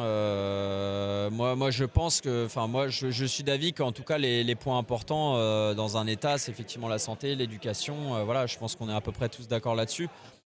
Après, la manière dont c'est géré, voilà, encore une fois, moi, je suis scientifique, je suis pas trop dans la politique, donc c'est pas vraiment à moi de dire ce qui est le mieux ou pas. Très honnêtement, j'en sais rien. Mais bon, moi je pense qu'en tout cas il doit exister un système, il faut apporter des réponses et il ne faut pas laisser les gens malades sans traitement. Voilà, ça en tout cas c'est une certitude. Ok. Je vois qu'il y a des questions un peu sur l'aspect professionnel. Ouais, bah parce que c'est un peu pour ça que je t'ai demandé tout à l'heure sur ton parcours. Ouais, comment postuler. Bah, c'est pour ça que je t'ai demandé comment tu t'es retrouvé là aussi. Ouais, bah moi j'ai fait un parcours assez classique pour ce type de poste. J'ai fait un bac scientifique à l'époque, bac S, ça a un peu évolué depuis. Ouais. J'ai fait après une classe prépa dit BCPST, donc c'est biologie, chimie, physique, sciences de la terre. C'est la prépa bio, c'est la prépa qu'on appelle aussi agro-véto. En fait, vous passez un concours après et ça vous permet d'accéder à des écoles agro ou à des écoles vétérinaires. Et en fonction de votre résultat, vous allez dans l'une ou dans l'autre, il y a des classements. Voilà, moi j'avais fait ça, j'ai intégré l'école de Nantes qui s'appelle Oniris, qui fait donc ingénieur agro, ingénieur biotech. Bah, j'ai je dors avec une gouttière de bruxisme qui est une gouttière Oniris. Ça s'appelle Oniris, ouais, ça va. C'est très sympa à expliquer en entretien d'embauche le nom de cette école, mais bon, en tout cas, la formation est bien. Donc voilà, on a le côté agro, on a le côté véto. C'est lié, tu penses ou pas? Non, du tout. Non, les gouttières de bruxisme là, non, c'est pas ouf. Non, ça, c'est pas lié du tout, mais c'est une bonne question, En tout cas, parce que moi, en fait, à côté de mon job, je suis président des alumni de l'école et je m'occupe aussi du réseau des ingénieurs agro en France. Okay. Donc voilà, je suis assez sensibilisé à ces questions de formation et de professionnalisation. Je pense qu'en France, on parle pas assez de l'orientation. Je pense que ça devrait être abordé beaucoup plus tôt. Notamment, une des actions de l'AFM qui est faite en ce sens s'appelle les 1000 chercheurs. Et en fait, on nous envoie, on a la possibilité d'aller dans des lycées, des collèges pour parler des métiers. Après, moi là-dessus, j'ai une position ambivalente sur la question de l'orientation, qui est une question très politique. Moi, je trouve que c'est difficile quand tu as 14 ou 15 ans, on te dit il faut que tu trouves un métier. Ouais. C'est extrêmement abstrait en fait ce qu'on te demande. Et moi, moi, je fais des vidéos sur Internet, alors autant dire que le métier n'existait pas. Hein. Entre ce qui étaient mes intérêts qui en fait dépendaient beaucoup de mon vécu et qui défendaient beaucoup de mon environnement social, et mes intérêts de l'époque et mes intérêts en tant que personne adulte, c'est pas nécessairement les mêmes du tout même. Et je suis d'accord avec toi sur la question de l'orientation, mais je trouve qu'aussi en France on a un problème de ce qui n'est pas le cas. Moi j'ai étudié en Allemagne et en Autriche, ce qui n'était pas le cas là-bas, de valorisation des parcours un peu parfaits, des parcours un peu typiques. En gros, tu avais ta ligne droite, tu l'as suivie dès le début. Là où les carrières, ce qu'on appelle les carrières hachées, les carrières fracturées, ou le fait de se réorienter est assez mal vu, assez mal perçu. Là où par exemple dans d'autres pays c'est complètement le contraire. Alors que moi je trouve ça sain de pouvoir en fait se tromper, se perdre, tu vois, en termes d'orientation. Bah c'est sûr, hein. Moi quand je dis que je pense qu'on devrait faire de l'orientation plus tôt, c'est plutôt de parler, de montrer, d'expliquer ce qui existe. Hein. C'est pas de dire aux gens de décider plus tôt, hein. C'est de dire dans les écoles et dans les collèges que justement il y ait plus d'initiatives comme ça, d'envoyer des gens, des professionnels, dire voilà, ça mon métier c'est ça marche comme ça. Parce que des fois il y a des gens qui se disent j'ai envie de faire ça ou j'ai envie de faire ça, qui savent pas finalement comment ils y arrivent, qui vont se retrouver à faire un master dans le mauvais domaine et puis qu'en fait ils font pas le métier qu'ils ont envie de faire. Et je pense qu'on devrait investir plus pour aller parler à ces jeunes et leur expliquer comment ça marche. Donc voilà, moi j'ai fait une formation biotech, mais il y a plein de cursus qui existent. On peut faire un master, on peut faire des licences pro, des BTS. Ce qui est important, c'est de voir après quel métier ça aboutit. Si vous voulez être technicien, si vous voulez être chercheur, ce que vous faites derrière une thèse ou pas. Il y a plein de parcours possibles et je pense qu'il faut vraiment, dès le plus jeune âge, faire des stages. Moi, je vous invite vraiment à faire ça. Et également à vous renseigner, aller dans les salons. Moi je sais qu'à l'époque j'ai fait tous les salons de l'étudiant, de tout ça. Moi je voulais faire du cinéma au départ, donc je suis parti dans la bio parce que ça me plaisait bien. Non, je me suis pas trompé moi. Ouais, mais Après, on peut avoir Mais ça me plusieurs plaît très bien. Moi, je suis intérêts, content. hein. Je trouve ingénieur, c'est un métier magnifique parce que, bah, en fait, vous n'êtes pas limité. Vous faites de tout. Moi, il y a une journée, je vais travailler sur des modèles d'IA avec une société internationale. L'autre jour, je vais m'occuper du budget. Après, je vais manager des gens. Après, je vais gérer un projet. Après, enfin, voilà, franchement, des fois, je vais avoir des contrats avec des avocats. Je fais des trucs différents tous les jours et c'est hyper polyvalent. Moi, j'adore ça. Et voilà, et je pense que la formation d'ingénieur, ça donne vraiment un mindset de voilà, tu vas analyser les problèmes, tu vas les expliquer, mettre l'environnement autour, trouver des solutions, comparer les solutions, mettre en place des scénarios. Ça, moi j'adore ça, je trouve que c'est vraiment fascinant comme job. On remercie Mister JD pour le raid, hein. Bien sûr, évidemment, bienvenue à tous ceux qui viennent de la chaîne de Mister JD. J'ai une question un peu indiscrète. Mais c'est parce que c'était des questions qui ont pu revenir. Je sais pas pourquoi je te crois savoir la question. Ah ouais, c'est laquelle? Oh, je sais pas, vas-y. Moi, la question, c'est comment est-ce que du coup, le Généton, le Téléthon, aligne sa politique salariale, en gros, Ouais, c'était la question que Ouais. je m'y attendais. Bah alors, plus sur les grilles, les grilles du public, les grilles du privé. alors, encore une fois, moi là, je parle en mon nom propre, je parle pas au nom du Généton, hein, mais globalement, il y a des grilles salariales qui sont faites, qui vont dépendre du niveau d'études, Ouais. du niveau d'expérience. Donc ça, c'est jaugé et c'est fait en fonction des personnes actuelles. Après, nous, ce qu'on va pas avoir manifestement, c'est tout ce qui est intéressement ou quoi, parce qu'en Ouais. fait, on n'a pas d'actionnaire, on n'a pas de voilà. Donc ça, c'est pas des choses Ça se qu'on fait a. ça dans le privé? Dans le privé, bien sûr, oui, ça Ah se oui, fait tout à ok. fait. Ouais. C'est-à-dire que vous allez en fonction du résultat de l'entreprise, je sais pas, vous allez faire 30% de résultat net. C'est-à-dire que, je sais pas, vous avez sur 100 milliards de chiffre d'affaires, vous avez fait 30 milliards de résultats nets. Bah, ces 30 milliards-là vont être répartis entre les actionnaires, l'entreprise réinvestie et les C'est employés. courant que les employés soient actionnaires. Ah, c'est quasi systématique dans Ah, les ok, entreprises d'accord. pharmaceutiques, Ok. dans toutes les entreprises privées. Et moi, cotées je en connais bourse, la hein. recherche publique, je connais un peu Ouais, parce que je connais d'accord. des amis qui sont dans la recherche publique. La recherche Ouais. privée, je t'avoue, je ne connais pas. C'est pour ça que je te pose ce genre de questions. Non, dans les entreprises privées, c'est quasi systématique, hein. Donc, mais voilà, nous, on n'a pas ça au Généton parce que on n'a pas d'actionnaire et on n'est pas coté. Donc, c'est sûr que ça, c'est différent. Donc, après, voilà, la politique, elle est faite en fonction du niveau d'études et du niveau d'expérience. Mais voilà, je suis pas RH, mais en tout cas, voilà, l'idée, c'est que ça soit équitable, hein, bien sûr. Mais non, mais c'est pour savoir à peu près c'est quoi la politique globale. Hein. Ouais, bon. Ok. Bah écoute, ça fait pas mal, ça fait déjà un bon tour. Carrément, ouais. Moi j'avoue le côté thérapie génique là, moi ça me hype. Hein. J'ai beaucoup lu sur ce sujet Ouais. pour essayer de comprendre, juste de comprendre un peu toutes ces histoires. J'avoue que c'est assez fascinant et en même temps il y a quelque chose de l'ordre de vraiment du mystique. Ouais. Moi, à chaque fois que j'essaye de comprendre, moi j'ai besoin, tu sais, pour comprendre, j'ai besoin vraiment de comprendre à la racine, tu vois. Et juste de comprendre à la racine, juste comment toute cette machinerie fonctionne, je trouve ça vertigineux. Ah, c'est fascinant et en fait, moi c'est ça que je trouve beau et c'est ça qui me passionne dans la biotechnologie, c'est que une cellule, c'est magnifique, c'est un système tellement complexe, il y a tellement de réactions chimiques, alors qu'en fait une cellule ça reste une bulle de gras en fait. Ce qu'il faut retenir, Ouais. c'est que le principal fonctionnement d'une cellule, c'est qu'elle est séparée de l'extérieur. Elle sépare l'extérieur de l'intérieur et après la quasi-totalité des mécanismes sont basés là-dessus. C'est qu'ensuite il va y avoir des différences entre l'extérieur et l'intérieur, il va y avoir des compartiments à l'intérieur vont aussi faire des différences entre l'intérieur de la cellule et l'intérieur des compartiments. Et il y a beaucoup de choses qui vont se faire sur des différences de ça. Et notamment toute la gestion de l'énergie d'une cellule, ça va beaucoup être faire sortir et rentrer des choses depuis ces compartiments-là. Et par exemple, il y a un truc qui est fascinant, mais sur la création de l'énergie, vous avez des pompes à protons qui vont en fait tourner et en faisant sortir des protons de l'intérieur vers l'extérieur. Et en fait, les réactions chimiques vont générer des protons qui vont ensuite repasser à travers Alors, une membrane. j'ai une question qui me vient tout en tête. Est-ce que Et ça c'est a un vraiment une petite rapport pompe avec qui tourne. les inhibiteurs de pompes à protons là, les IPP? Moi, pendant longtemps, j'ai dû prendre ça pour éviter de sécréter trop d'acide dans mon estomac. C'est le même type de fonctionnement, c'est pas exactement le même mécanisme. Ouais, c'est ça. Faut comprendre. Il y a des passages entre l'intérieur et l'extérieur. Effectivement, Ok. ça peut causer des pathologies, ça peut permettre de générer de l'énergie. Et c'est vraiment génial parce qu'il y a eu des mises en image qui ont été faites. On a pu montrer la structure de ces protéines-là. Et c'est vraiment une petite pompe dans laquelle vont rentrer des protons. Alors, je sais pas si vous imaginez la taille que ça fait. Qui va être mise en activité et qui va créer de l'énergie parce qu'elle tourne. Et pareil, dans les adipocytes, les cellules de gras, il y a des cellules de gras spécifiques, notamment chez les Inuits, qui sont ce qu'on appelle des adipocytes bruns. Et ils sont bruns, pourquoi? Parce qu'ils sont full chargés dans ces pompes-là.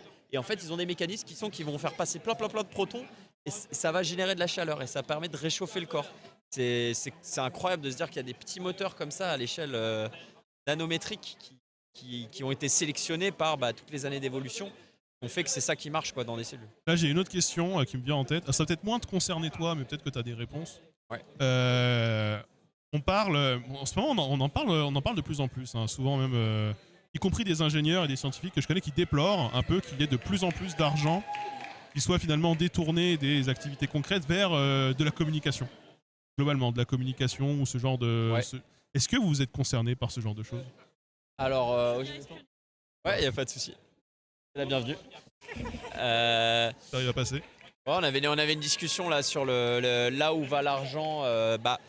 Alors, je voudrais pas donner des chiffres faux, mais de ce que j'ai retenu au Généton à l'AFM, on a une proportion réinvestie dans les actions, ce qu'on appelle la mission guérir, qui est très importante, je crois, de l'ordre de 80%, si je me souviens bien. J'ai lu des chiffres. 84 hier en faisant mes devoirs. Mais, C'est ça, voilà, 84. Ouais, je sais. Après, je posais la question, c'était plus un... Voilà, tu vois, sur une j'avais en tendance, tête sur quelque chose de dans tendanciel. les alentours de 84%, donc c'est sûr que ça reste une proportion importante.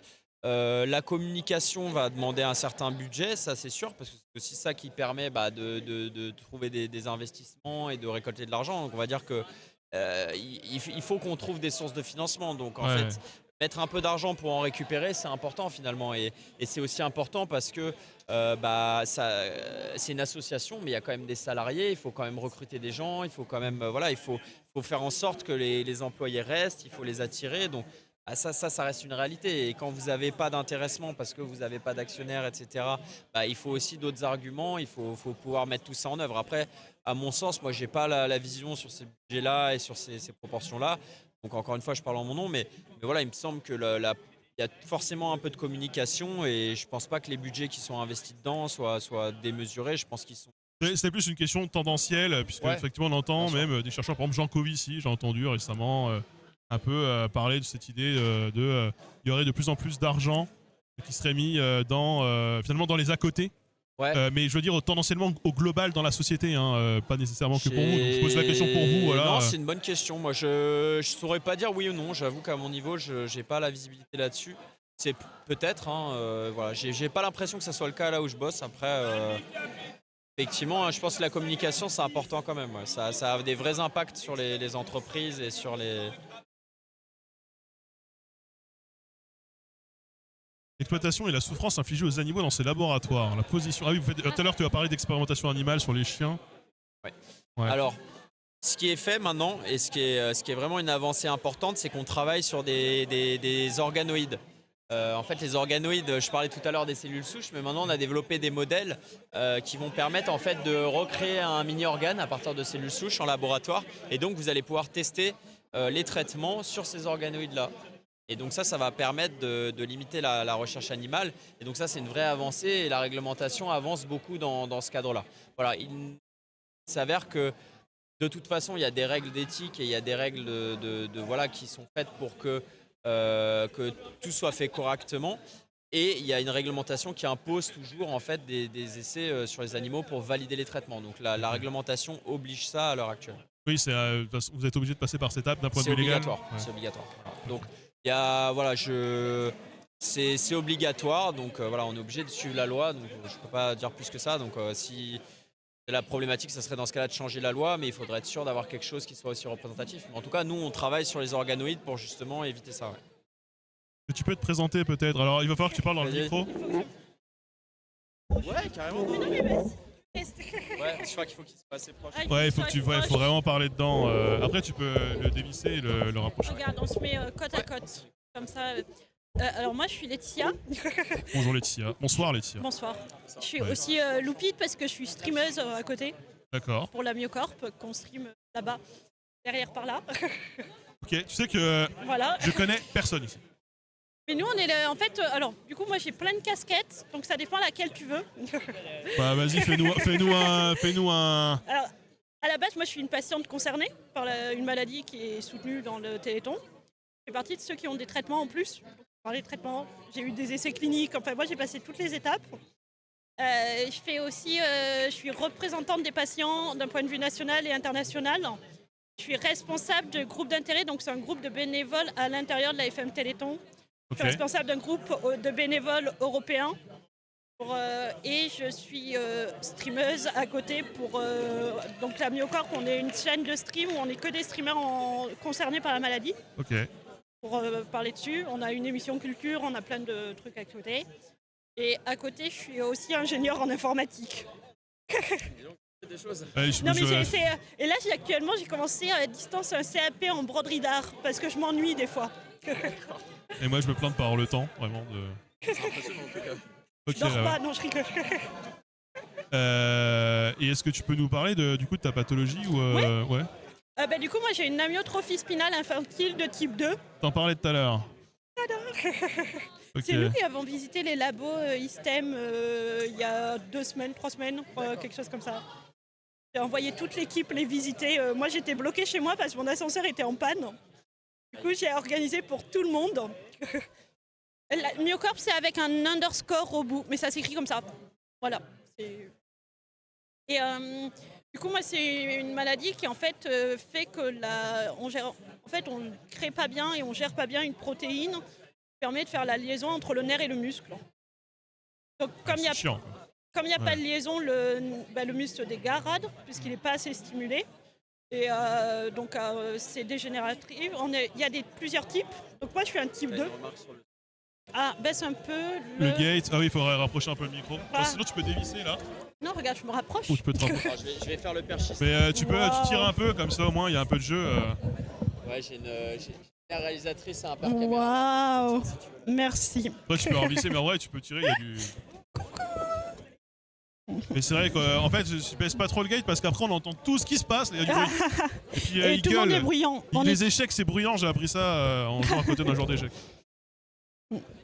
Du coup, on fait pas la lésion nerf-muscle, donc les muscles dégradent petit à petit. Donc en plus, exactement, moi c'est amyotrophie spinale infantile parce que ça se déclasse pendant l'enfance. De type 2, parce qu'en fait il y a plusieurs types. Donc les types 0, c'est les plus graves, souvent ils décèdent à la naissance. Okay. Type 1, sans traitement, ils ont la survie est autour de 2 ans. Alors ce dont tu parlais tout à l'heure. Voilà. Ouais, okay. Type 2, c'est... parce qu'en fait, c'est des échelons. Type 1, c'est ils ne tiennent pas la tête, ils ne tiennent pas la tête. Okay. Type 2, c'est à un moment donné dans notre vie, on a tenu assis sans support. C'est-à-dire que voilà. Et type 3, c'est on a marché à un moment donné. Okay. Et comme c'est une maladie qui évolue, on peut le perdre, on ne change pas de type. C'est un type qui est attribué... même si on perd cette compétence-là, on reste à ce type-là. Ok, en gros, c'est jusqu'à quel stade de développement t'as atteint le stade de développement. Ok, et donc du coup, jusqu'à quel moment c'est devenu... voilà. Le handicap s'est déclaré, ok. C'est ça. Et du coup, après, ça évolue. C'est une maladie dégénérative, donc au fur et à mesure, on perd petit à petit. Et maintenant, il y a des traitements. Ouais. Nous, on est dans les bons côtés, on est dans ceux qui ont des traitements. Donc sur les enfants, surtout les moins de 2 ans, c'est impressionnant. Enfin, moi, j'en ai vu... qui montaient les marches, enfin il n'y a aucun signe de la maladie, enfin on les met dans une cour de récré, on voit pas. Okay. À la rigueur, ils se fatiguent peut-être un peu plus vite que les autres, mais bon, on parle de gamins qui auraient dû mourir avant 2 ans. Ouais, non, Et vas-y, partage. C'est une question de sauver des vies, quoi. Oui, non, c'est ce que tu disais tout à l'heure. Et alors sur les adultes, on est plus sur au moins conserver ce qu'on a pour éviter de perdre et voir un petit peu regagner. Parce que le problème, c'est que un muscle qui est perdu, c'est compliqué de recréer. Surtout quand on est adulte, on a une dégénérescence qui vient aussi on est adulte. Hein. Donc du coup, ça évolue pas forcément dans le bon sens. Non, pas grave. Bonjour. Ma femme. Ok. Et du coup, et après, en fait, c'est comme ça touche tous les muscles. En fait, ça touche les muscles. Il y a le muscle cardiaque, c'est le cœur. Les muscles respiratoires, c'est la respi. Tout ce qui est déglutition, c'est des muscles dans le cou, la gorge, voilà. Donc ça touche un peu tout. Et le but des traitements actuellement, c'est vraiment sur les adultes d'essayer de stabiliser. C'est pour ton cas, tu parlais d'un traitement tout à l'heure, ça concerne ça ? Alors moi, c'est un sirop, du coup. Okay. Parce qu'en fait, pour les adultes, il y en a plusieurs. Il y en a, c'est des injections, il y a des sirops. Comme on est tous passés à différentes étapes, moi, par exemple, j'ai une arthrodèse complète. C'est-à-dire que comme les muscles du dos ne tenaient pas, donc j'avais une scoliose, donc j'étais toute penchée complètement. Et à 15 ans, ils m'ont opéré et ils ont mis 2 barres de métal de chaque côté. J'ai vu ces vidéos. Je regarde des vidéos d'opération des fois, c'est impressionnant. Donc moi j'ai 2 barres de métal, ils m'ont mis de l'os artificiel entre chaque vertèbre. Et ils ont attendu que ça soude. Et ça a marché? Bah oui, mais du coup, sauf que le problème c'est que, alors c'est 8 heures d'opération. Ouais. Moi j'ai eu la chance de sortir de l'hôpital au bout de 10 jours. Parce qu'en fait, j'étais trop énervante à l'hôpital, ils m'ont dit rentrez chez vous. Et après je suis restée, moi, en 2 mois je ressortais. Ok. Mais normalement ça dépend des gens, les délais. Et après, le problème de l'arthrodèse, c'est que du coup, moi, j'ai pas de point d'injection dans le dos. Et il y a un des traitements, c'est par injection dans la moelle épinière. Ok. Mais ça, ils pouvaient pas savoir. En fait, quand ils ont fait les arthrodèses, ils savaient pas que le traitement... Enfin, moi, j'ai eu mon arthrodèse, j'avais 15 ans. Ils pouvaient pas anticiper. Ils pouvaient pas anticiper que quand j'aurais 25 ans, il y aurait un traitement qui passe par injection. Enfin, c'est... Maintenant, ils le savent. Donc, sur les arthrodèses suivantes, ils essayent de garder des points où ils peuvent injecter. Ok. Et du coup, moi, c'est un sirop à prendre tous les matins. Et je vois la lourdeur de l'opération. Alors moi, j'ai dormi. Ah oui, c'est vrai que ça doit... J'imagine qu'entre l'avant et l'après, en termes de juste de position, de tenue, faut réapprendre, non? Alors moi, j'ai fait une crise de vertige le premier coup qu'on m'a assis au fauteuil. Oui, bah oui. Parce que du coup, t'étais pas du tout en position verticale avant? Je t'ai tordu, ma colonne, elle faisait un S. Ouais. Et de redresser, ils m'ont fait gagner 8 cm. Oui, quand même. Donc moi j'ai fait une grosse crise de vertige le premier coup qu'ils m'ont assis. Ils ont dû me recoucher immédiatement et après ça récupère petit à petit. Ouais. Et là, du coup c'est un sirop, nous qu'on prend tous les matins. Ouais, exactement, le sirop c'est un oligonucléotide anti-sens. Ouais, je me suis formée. Et en fait le but c'est... ma maladie en gros c'est SMN1, on l'a pas. Mais comme le corps humain est bien construit, on a une protéine on a un gène qui s'appelle SMN2. Qui en gros refait un peu ce que fait SMN1 mais est moins efficace. Et le but du sirop c'est d'aller forcer SMN2 à être un peu plus efficace. Ok. Et alors que la thérapie génique c'est vraiment apporter SMN1 pour soigner. Là on essaye de travailler avec ce qu'il y a. Donc, et voilà. Du coup tu as vu un changement entre... moi j'ai gagné 20% de capacité respiratoire. Ouais, c'est pas dégueulasse j'imagine. Hein. Non. Alors j'étais à l'étape où en fait on commençait à appareiller. Pour la nuit, pour tout ça. Là se pose la question de est-ce que je sors l'appareil parce qu'en fait j'ai trop gagné. Mais c'est surtout, ça veut dire que je pense, depuis que je suis sous traitement, j'ai plus fait un Noël à l'hôpital. Okay. Donc tu vois vraiment le gain... Voilà. D'un point de vue musculaire, c'est plus compliqué. Surtout qu'en plus, dans le traitement, dans les effets secondaires, il y a de la prise de poids. Ouais. Donc plus on est lourd, plus les bras sont lourds à lever. Ah oui, j'avoue. Donc c'est un peu... Mais en même temps, la prise de poids, ça fait que quand on est malade, on a un peu plus de réserve. Donc même si on mange moins, on ne tombe pas encore plus malade. C'est des plus et des moins. Donc c'est un peu l'inconvénient. Du coup, il y a des effets secondaires malgré tout. Oui, il y a des effets secondaires qui sont pas mal importants. Est-ce que vous êtes chaud? Juste une petite annonce pour vous dire que la restauration va fermer d'ici. Ils ont 1 heure et quart de retard. Donc pour ceux qui n'ont pas encore mangé, donc du coup tu disais, du coup vous êtes une équipe de là-bas. Alors Myocorp, nous en fait on est 5 streamers. Ouais. On est 4 concernés par des maladies de la FM Téléthon. Ouais. Un il est aidant. Parce que c'est aussi de l'autre côté. Ouais. Et le but c'est en fait on fait du jeu vidéo essentiellement, enfin pas que. Et on essaye de streamer toute la semaine en se relayant. Ou en faisant des activités pour... le but c'est de montrer que malgré le handicap on pouvait quand même faire. Ouais. Et avec des adaptations plus ou moins. Parce qu'il y en a une par exemple, elle n'a pas de souris, elle a une tablette tactile qui fait sa souris. Ouais. Et elle fait tout en tablette tactile. Bon, moi j'ai une souris avec plein de boutons, j'ai tout déplacé à tous les endroits, des raccourcis un peu bizarres. Ouais, mais j'imagine pour aller plus vite. Ouais, mais...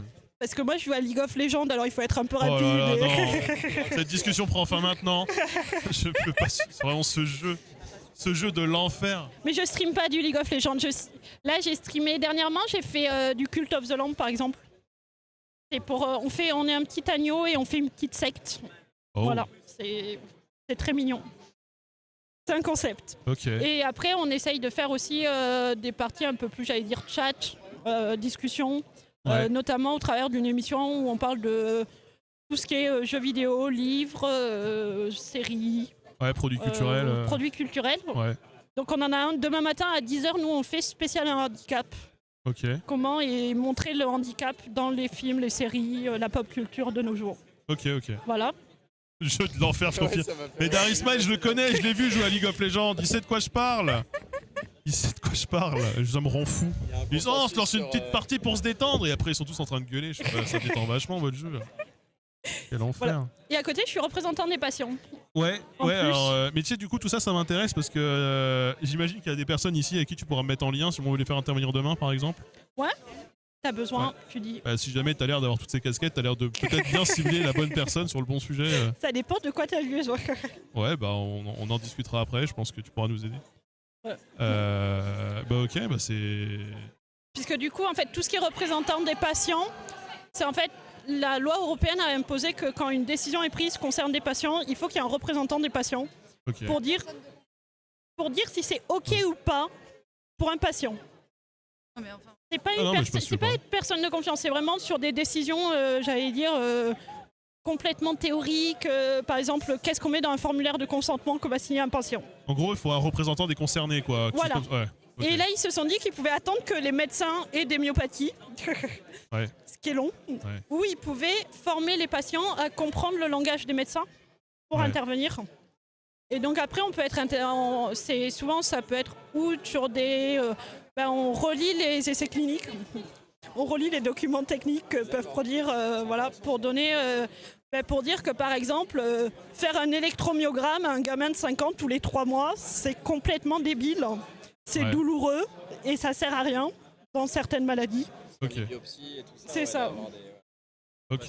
Et le but, c'est vraiment de représenter les intérêts des patients. Donc on a toujours un point où on nous demande de donner un avis. Ouais, donc ça fait partie un peu de ce mouvement global de prise en compte du patient et C'est d'essayer de d'avoir un peu une approche plus horizontale dans les rapports médicaux. Voilà, mais ça peut être du médical, ça peut être aussi complètement du légal. Oui, moi, ou- j'étais intervenue, par Oui. exemple, au ministère de la Santé pour justifier sur... parce que, en fait, l'essai clinique sur le premier traitement qu'il y a eu dans ma maladie avait été testé que sur type 1 et type 2. Ouais. Et du coup, au départ, ils ont dit le remboursement sera sur type 1 et type 2, pas type 3. Ouais. Alors que en fait, c'est la même maladie, c'est juste l'âge d'apparition des symptômes qui diffère un petit peu. Et du coup, c'est peut-être une mécompréhension à la base de l'objet, non? Voilà. Ouais. Et donc le but, ça a été d'aller au ministère pour rencontrer ceux qui prennent les décisions et leur dire mais quelle différence vous faites entre un type 2 et un type 3? Alors nous, on y a été à deux, en étant un type 2 et un type 3 et en leur disant laquelle est type 2 et laquelle est type 3. Parce que là, vous vous rendez compte, dans la salle, il y en a une qui n'a pas de traitement et l'autre oui. Ouais. Et bien sûr, on avait fait exprès d'en prendre. Enfin, c'était moi qui j'avais été avec une copine type 3 qui est beaucoup plus atteinte que moi parce qu'en fait, c'est l'âge d'apparition des symptômes, mais ça ne veut pas dire à quelle vitesse ça va évoluer. Ouais, ou la gravité, ou machin. Et Ouais. du coup, ça peut dégénérer très rapidement. Et en fait, elle est plus atteinte que moi. Et du coup, ils étaient mais c'est facile. Et là, j'étais ben non. Ouais, ok. Voilà. Ouais, je comprends. Et ça, c'est un. Comment vous décidez c'est qui Alors, en a fait, ce rôle-là de représentation? alors du coup, moi, déjà, on est formé. On est formé par la FM Téléthon. On est aussi formé par des instances européennes. Ok. Pour comprendre comment ça fonctionne, le chemin du médicament, la recherche, un échec clinique, voilà. Ouais. J'ai appris comment fonctionnait notre sécu. Eh ben, putain. Tu vas pouvoir donner des cours, hein, parce que. Ah, mais du coup, on se rend compte comment ils décident d'un remboursement. C'est Ouais. assez impressionnant. Et après, on fait aussi... et du coup, alors ça dépend où on est appelé. Alors moi, je suis responsable d'un groupe de bénévoles. Ouais. Donc souvent, je reçois les demandes et après, je dispatche en fonction de qui est le plus à même d'avoir les bonnes réponses. Tu fais un peu RH, quoi. Ouais, un peu. Ok. Ah, il en faut, hein. Ma sœur est RH. Moi, je dis que je suis Terrible. la maman, mais c'est un peu la même chose. Ouais. Puisque je m'occupe aussi de vérifier que tout le monde a son billet de train pour venir à la réunion. Ah Mais, ouais, c'est ouais, d'accord. Ouais, ma sœur, elle fait pas ça. Non, effectivement. Ok, je et, comprends. mais du coup, en fait, le groupe d'intérêt, nous, on est un groupe donc, de bénévoles à la FM Téléthon. Ok. Donc le but des groupes d'intérêt, c'est de refaire les missions de la FM Téléthon, centrées seulement sur une pathologie. Et on n'est que des bénévoles concernés dedans. D'accord. Alors, concernés, ça peut être aidant, proche de malades, voilà, mais il faut qu'il y ait la maladie quelque Les gens part. qui vivent au contact de la maladie. Voilà. Directement ou indirectement. Et on n'est que des bénévoles, donc on n'est pas rémunérés pour. Hein. Ouais. C'est sur notre temps perso, Du temps que tu as l'air d'avoir en quantité avec ces casquettes, effectivement. apparemment. Tu disais que tu t'ennuyais. Je m'ennuie. Je dors trop, il paraît. Vache. Et en fait, ma mère a dit un jour qu'il faudrait que si j'avais pas eu mon handicap, elle serait questionnée sur trouble de l'attention ou un truc comme ça, TDAH. C'est pas exclusif, hein. Hyperactivité. Oui, mais du coup, elle s'est dit que j'en avais assez avec le mien. Donc, Oui. et en fait, on va refaire l'émission et du coup, nous, on est 12 bénévoles pour la France. Ok. Et alors, c'est vraiment très large parce que des fois, il y a des médecins qui nous contactent, des chercheurs pour faire relire. On a un site internet pour donner de l'info aux patients parce que le but, c'est aussi de redescendre de l'information pour que les patients aient accès. Donc, on ne traduit pas tous les articles qui concernent la maladie. On essaye souvent de traduire au moins le petit abstract du début, là, les 5 lignes, pour donner des informations. On est en contact avec d'autres assos dans d'autres pays pour essayer d'uniformiser les prises en charge. On fait aussi des journées, des événements pour les patients, alors, ou en visio ou sur place. C'est très drôle d'organiser des événements quand on nous dit c'est 250 personnes, 50 fauteuils. D'un point de vue règle de sécurité, c'est très pratique. Voilà. Ok. Ça demande quelques réflexions. Et le but, c'est vraiment de refaire ces missions pour être proche des patients et aussi pour pouvoir avoir des informations du quotidien que forcément on n'a pas toujours. Et comme ça, ils viennent et ils nous les remontent et nous, on peut les faire remonter, orienter des fois un peu les recherches parce que des fois, on peut dire... on est aussi en contact avec les labos pharma. Ouais.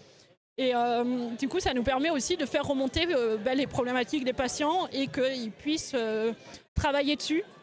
Alors, c'est eux qui ont la thune, hein, donc c'est eux qui travaillent. Des fois, c'est plus simple de demander à un labo pharma de créer un groupe de travail parce que du coup, eux, ils vont payer les médecins, payer des avocats pour travailler dessus. Ouais. Donc, on lance l'idée. Ok. Vous essayez un peu d'infléchir, d'être pris en compte, quoi, finalement. Voilà, c'est ça. Ouais. Et à côté, du coup, donc ça, c'est d'un point de vue national. Et après, il y a des casquettes un peu européennes. Donc, c'est ce qu'ils appellent des organisations ombrelles. C'est des associations qui sont des regroupements d'associations. Donc il y a Aurore 10 qui est c'est celle sur les maladies rares en général. Donc c'est une des plus connues, mais du coup il y en a une sur la SMA, c'est SMA Europe. Okay. On n'est pas très inventif, hein, on a fait au plus simple. Et là le but c'est vraiment d'échanger entre pays européens pour faire bouger les lois européennes directement, parce que des fois c'est plus simple de faire bouger les lois. Mais aussi expliquer, par exemple, nous en France, on a ça qui fonctionne, et où tel pays fait ça, et c'est super cool. Pourquoi pas prendre l'idée et la réunifier un peu partout. Okay. Donc pour ça, je suis intervenue cet été, j'étais à Milan pour travailler sur les problématiques autour des prises en charge dans les urgences. Ouais, ok. Voilà. Ok. Et donc là, bien sûr, le but est toujours le même, c'est remonter la parole du patient. Donc c'est moi, la présentation, on m'avait demandé de parler des problématiques qu'ont les patients, par exemple aux urgences. Donc j'avais fait un petit quiz en mode est-ce que c'est une peur qu'a les patients qui est infondée ou est-ce que c'est vraiment lié à une problématique qu'il y a dans les urgences. Et les problématiques, en fait, des fois les patients, c'est des problématiques hyper basiques que dans une ambulance, un fauteuil roulant, ça passe pas. Ouais. On a tous des adaptations ultra personnalisées sur nos fauteuils. Quand on arrive sans fauteuil aux urgences, c'est comme si on enlevait les jambes à quelqu'un, quoi, et on est bloqué. Ouais. Et on se dit, c'est une problématique un peu bête, surtout que par exemple, on prend un pays comme l'Italie, ce qu'ils font, c'est qu'ils envoient un taxi pour mettre le fauteuil dedans, pour amener le fauteuil. Ouais. Du coup, le taxi est payé par la Sécu pour amener le fauteuil. Voilà, ou même on a des... Pardon, mais ça me paraît fou, c'est genre, les ambulances sont pas faites pour pouvoir faire monter des personnes en fauteuil? Non, on est couché. On est passé sur un brancard et on est couché. Et le fauteuil, ils ont nulle part où le mettre. Non. Genre, ils peuvent... De toute façon, ils peuvent pas les lever. Ça danse derrière. Ça veut dire qu'ils doivent toi te soulever sans le fauteuil. Ouais, après... Mais moi, ils mettent pas le taxi. Moi, mon fauteuil, il est imbougeable. Ouais. Il pèse beaucoup? À ton avis? Je sais pas. Il est rose. Alors ça a été mon grand drame enfant. C'est que pendant longtemps, les fauteuils, c'était noir, rouge ou blanc.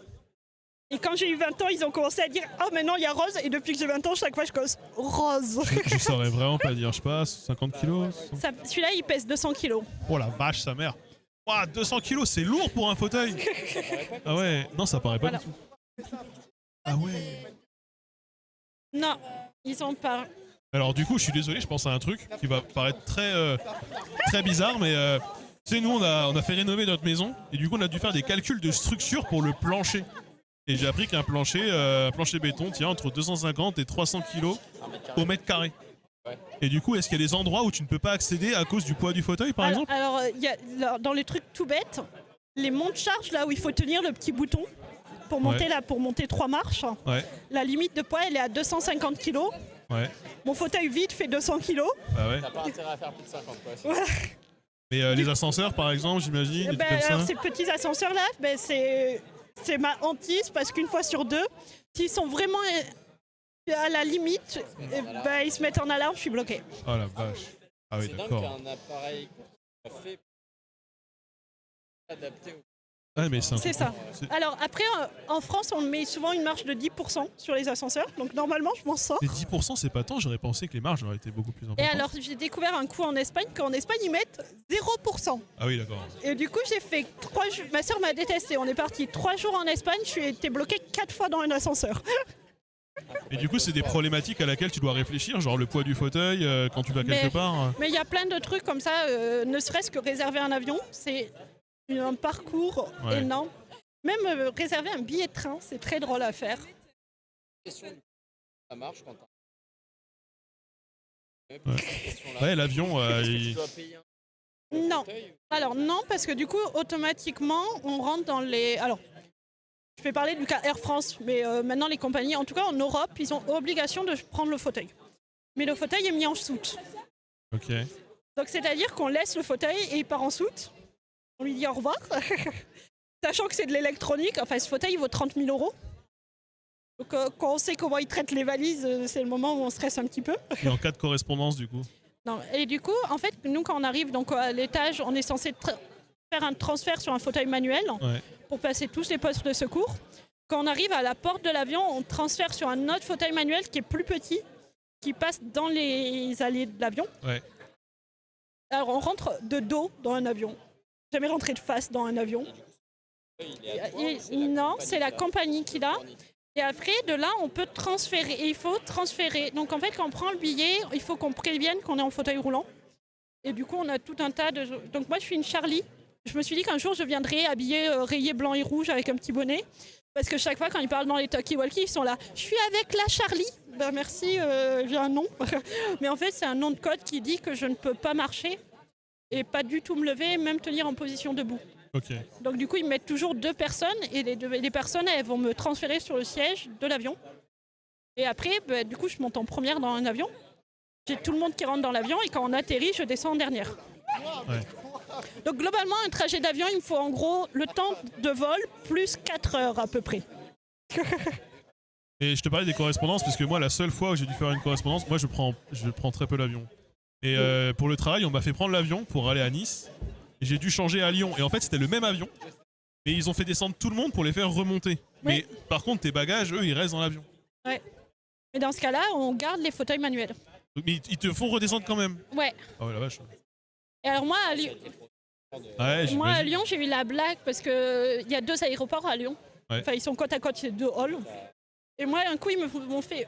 Mon avion restait le même, mais je devais changer de hall. Ouais. Du coup, ils m'ont fait transférer sur un fauteuil manuel avec quelqu'un qui me poussait, sachant que on est moins stable parce que c'est pas les mêmes... Alors si, les majorités des gares SNCF, c'est faux. Elles sont accessibles en fauteuil roulant et elles ont un dispositif qui est Accès Plus. Moi, je sais que même à Chalindrey, en Haute-Marne, c'était le cas. Sauf que c'est une galère à réserver Accès Plus, mais du coup, maintenant, la SNCF a une obligation, en tout cas au moins sur tout ce qui est transilien, donc RER et tout ça à Paris, de assurer le trajet. Ok. Donc à partir du moment où on réserve, c'est leur problème. S'ils ont un problème, ils mettent un taxi. Ok. Donc tous les soirs, quand je sors en soirée, moi je rentre en taxi parce que ma gare, le dernier agent en gare part à 21h. Si je réserve pour rentrer chez moi à 23h, ils me mettront un taxi qui me ramènera à 23h. D'accord. Voilà, sur le dos de la SNCF, c'est la SNCF Pour le qui paye. prix du RER. Pour le prix du RER, je badge mon ticket Navigo là, et pour le prix du RER, la SNCF me paye un taxi. Donc- J'avais eu des problèmes de gens qui ont pas fait- Alors ça se réserve en ligne, donc c'est automatique, ça se fait bien. Et Non, non, qu'ils soient pas formés ou quoi. Qu'ils alors sachent pas- ça marche très bien. Le problème, ça marche pas très bien. Non, juste parce que ça danse derrière. Qui danse derrière. C'est perturbant. Du coup, je lui demande si elle va y danser. En fait, là, en fait, on a un formulaire en ligne à réserver et ça se fait à peu près automatiquement. Le seul problème, c'est que il faut réserver au moins 24 heures avant. Et du coup, c'est très pratique quand on veut sortir. Il faut t'organiser tout à l'avance. Quoi. C'est une charge C'est ça. mentale, Voilà. Et là, je suis en train de me rendre compte que j'ai pas réservé mon transport pour aller mercredi au taf, qu'il va falloir que je le fasse à un moment donné. Ah, mercredi, ça va. Si c'est C'est 24 juste- heures avant. Oui, mais du coup, c'est vraiment 24 heures. C'est-à-dire que si je veux le prendre mercredi à 8 heures, il faut que je l'ai réservé avant mardi 8 heures. Ouais. Donc il faut que j'y pense d'ici lundi, quoi. Ça t'oblige à réfléchir. Ouais. à Ouais. anticiper. Ouais, vraiment, il y a ce truc de. Faut tout organiser, ouais. C'est Ouais. beaucoup de contraintes quand même. Dès qu'on est à l'hôpital, on peut avoir des bons de transport prescrits par le médecin. Donc là, c'est facile. Donc il suffit d'appeler et c'est des transports spécialisés. Et après, moi je vois, parce que je vois le train, moi je fais beaucoup pour tout ce qui est international, moi je fais énormément en train. Alors, en fait, j'ai très peur de l'avion parce que j'ai juste peur qu'il casse un truc du fauteuil. Toi, t'as une assurance. On T'as eu est- des problèmes de casse de Alors moi j'ai eu des problèmes de casse, j'ai eu des problèmes de perte de bout de fauteuil. Ah merde. Ah, des pertes de boue. Il le Alors, démonte. Alors moi je voyageais avec un fauteuil électrique mais qui est un taille manuel. Ouais. Et un coup ils m'ont perdu le bloc de batterie. Ah, c'est dommage. C'est dommage. Ça devient un fauteuil manuel finalement. Un fauteuil manuel un peu lourd, j'imagine, mais un peu plus lourd. C'est ça. Ouais. Ok. Mais parce que j'avais été aux États-Unis, moi j'avais explosé un de mes freins moteurs. Donc du coup il fallait me pousser pour démarrer parce que le frein moteur se levait pas tout seul. Voilà, faut aimer voyager et être zen. Ah, la vache. Ouais, c'est beaucoup de. un commentaire sur l'accessibilité qui est a priori pas idéal. Toi, Oh, ce qu'on disait juste Alors avant. moi je fais, ouais. moi je fais surtout les grandes gares. Donc tant qu'on est sur des grandes lignes SNCF, la plupart sont bien accessibles. Et après, moi, mon père était cheminot, hein, donc moi j'ai grandi, j'ai fait beaucoup de trains, beaucoup de gares. Je ne vais pas parler voilà, au nom de toutes les gares de SNCF, mais souvent, tu as des. Ne serait-ce que pour passer eux le matériel, ils ont des zones où ils doivent passer, ils doivent pouvoir passer en chariot, donc j'imagine que Et ils peuvent passer là en fauteuil, j'imagine. c'est vraiment difficile de rester. moi je les vois pas, ça me rassure. Bah tiens, regarde en face. Regarde dans le retour, tu les verras. Ouais, je les vois, ils sont magnifiques. Mais après, il y a c'est toujours pareil. En fait, on prend son billet. Alors, quand on va sur le site SNCF, il faut faire attention, il faut bien cliquer toutes les options en mode je suis un voyageur en fauteuil roulant, voilà. Et après, en plus, moi j'ai les dents, donc du coup, les dents, il a un tarif réduit. Ok. Donc souvent, c'est un peu la petite blague de mon copain qu'il vient avec moi parce que comme ça, il paye toujours moins de 20 € le train. Est-ce qu'il rentre en taxi ou pas, lui? Mais si je dis que je suis accompagnée d'un aidant, il a droit au taxi aussi. Ah. Hein. Faut savoir, voilà, c'est Ouais. tout le monde qui est compris. Sans taxi prévu, donc. Ouais, Ouais, finalement. ouais, c'est vrai. Ouais, il y a des zones où. Ouais. Il y a des zones comme ça. Et après, du coup, le truc, c'est que tu prends ton billet de train, tu dis que tu es en fauteuil roulant, donc tu as une place fauteuil roulant. Et après, il faut que tu ailles sur un autre site qui s'appelle Accès Plus pour redire que tu es en fauteuil roulant et que tu auras besoin de quelqu'un pour mettre la petite rampe. Ouais. Oui. Et Mais- ça a donné un quiproquo incroyable parce qu'en fait, en Espagne, à partir du moment où tu dis je prends la place fauteuil roulant, ils te réservent l'assistance. Alors moi, j'ai un espagnol qui est un peu bancal.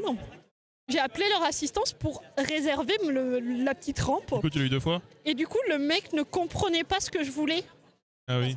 Pour eux, c'était déjà fait. Et c'est vrai que ce serait logique que ça aille avec. Oui, ça serait logique, ouais. Et Qu'est-ce qui s'est passé Le mec, non, au bout d'un moment, ils ont trouvé quelqu'un qui parlait anglais, qui a réussi à comprendre que je voulais réserver un truc qui était déjà réservé. Et du coup, ils m'ont dit, mais c'est automatique. Et j'étais là. Non. Et si je dis pas de bêtises, ouais, la question que je me pose, c'est je crois que sur les nouvelles rames TGV, je crois qu'il y a quelque chose comme 2 places handicapées dans la rame, Ouais. non? Il y a 2 places handicapées. Alors, ça marche s'ils accolent 2 rames, du coup, t'en Bah, as t'en 4. as 4, oui. Mais du coup, il y a 2 places handicapées, ouais. c'est pas tant. J'imagine que des fois, s'il y a une Alors autre moi, personne en situation pour le de handicap. moment, je suis toujours tombée bien. Ouais. Donc ça va. La problématique, c'est surtout quand ils doivent remettre en urgence, si le train est annulé ou des Ouais. choses comme ça. C'est hyper compliqué de Ouais, quand ils retrouver. remobilisent une rame. Ouais. Ouais, bah oui. Là, ça devient un peu compliqué. Et par contre, l'avantage, c'est que dans les nouvelles rames, les toilettes qui sont à côté de ces places handicapées sont des toilettes presque aux normes handicap. Ouais. Parce qu'avant, les trajets de train, il n'y avait pas de toilettes. Et tu sais que de toute façon, c'est du coup, la voiture 1. La voiture 1 en bas, Ouais. là, c'est le meilleur endroit. De toute façon, c'est l'endroit où tu croises personne. Moi, c'est ce que je réserve aussi quand je peux. Tu ne peux croiser personne. Ce n'est pas un couloir, c'est un cul-de-sac. Et Alors, ouais. par contre, ce qui est très très drôle, c'est que les gens ne se rendent pas compte, c'est que, en fait, au début de cette voiture 1, il y a l'espace pour mettre les bagages. Bien sûr. Ah ouais, non, Les mais gens ça- mettent les bagages dans tous les sens. Ah, mais Et chaque laisse fois, je suis tomber. là. Mais en fait, moi, je suis en fauteuil. Si votre bagage il est au milieu du couloir, je peux pas aller aux toilettes. Mais ça, sur les bagages, même la SNCF, je trouve, ils déconnent. Parce que maintenant, même, ils te demandent, pour certains types de bagages, de les mettre sous ton siège, alors que littéralement, ça rentre pas.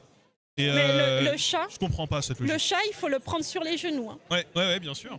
Quand j'ai Ouais. voyagé avec mon chat, j'étais là. Ok, très malin.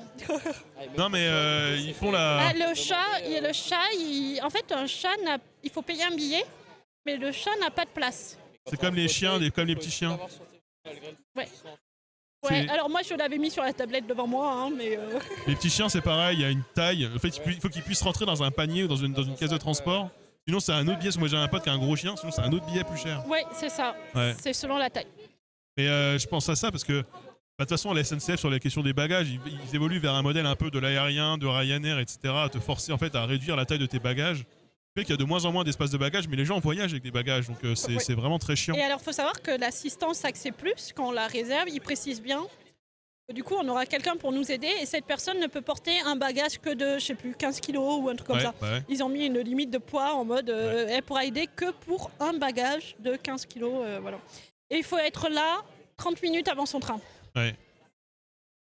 Ça, ils le demandent de plus en plus, pour de plus en plus de gens sur de plus en plus de trains, c'est vraiment très chiant. Sur l'avion. Ouais, bah, de toute façon, j'imagine que. Voilà. Ben, la dernière fois, j'ai fait Paris-Barcelone Oh! et je l'ai fait en train parce qu'en train, c'était plus court pour moi que de le faire en avion. Ouais, j'imagine que tout doit être. Parce que j'habite sur la ligne de RER qui va à la gare de Lyon. Et après, c'était un direct en 5 heures. Et j'arrivais dans le centre. Ouais. Et je me suis dit, si je dois prendre après, aller à l'aéroport. À l'aéroport, il faut que j'y sois entre 2 et 3 heures avant. Oh. Tout ça pour qu'ils fassent le transfert. Quand j'arrive à Barcelone, je suis en dehors de Barcelone. L'aéroport n'est pas au centre. Donc je reprends un transport. Et je fais, ah, c'est bon. Et j'imagine que du coup, là, quand tu pars en vacances, etc., en termes de logement, pareil, il faut que tu cibles spécifiquement des logements. Alors, ça dépend. Enfin, j'avoue que je fais souvent hôtel.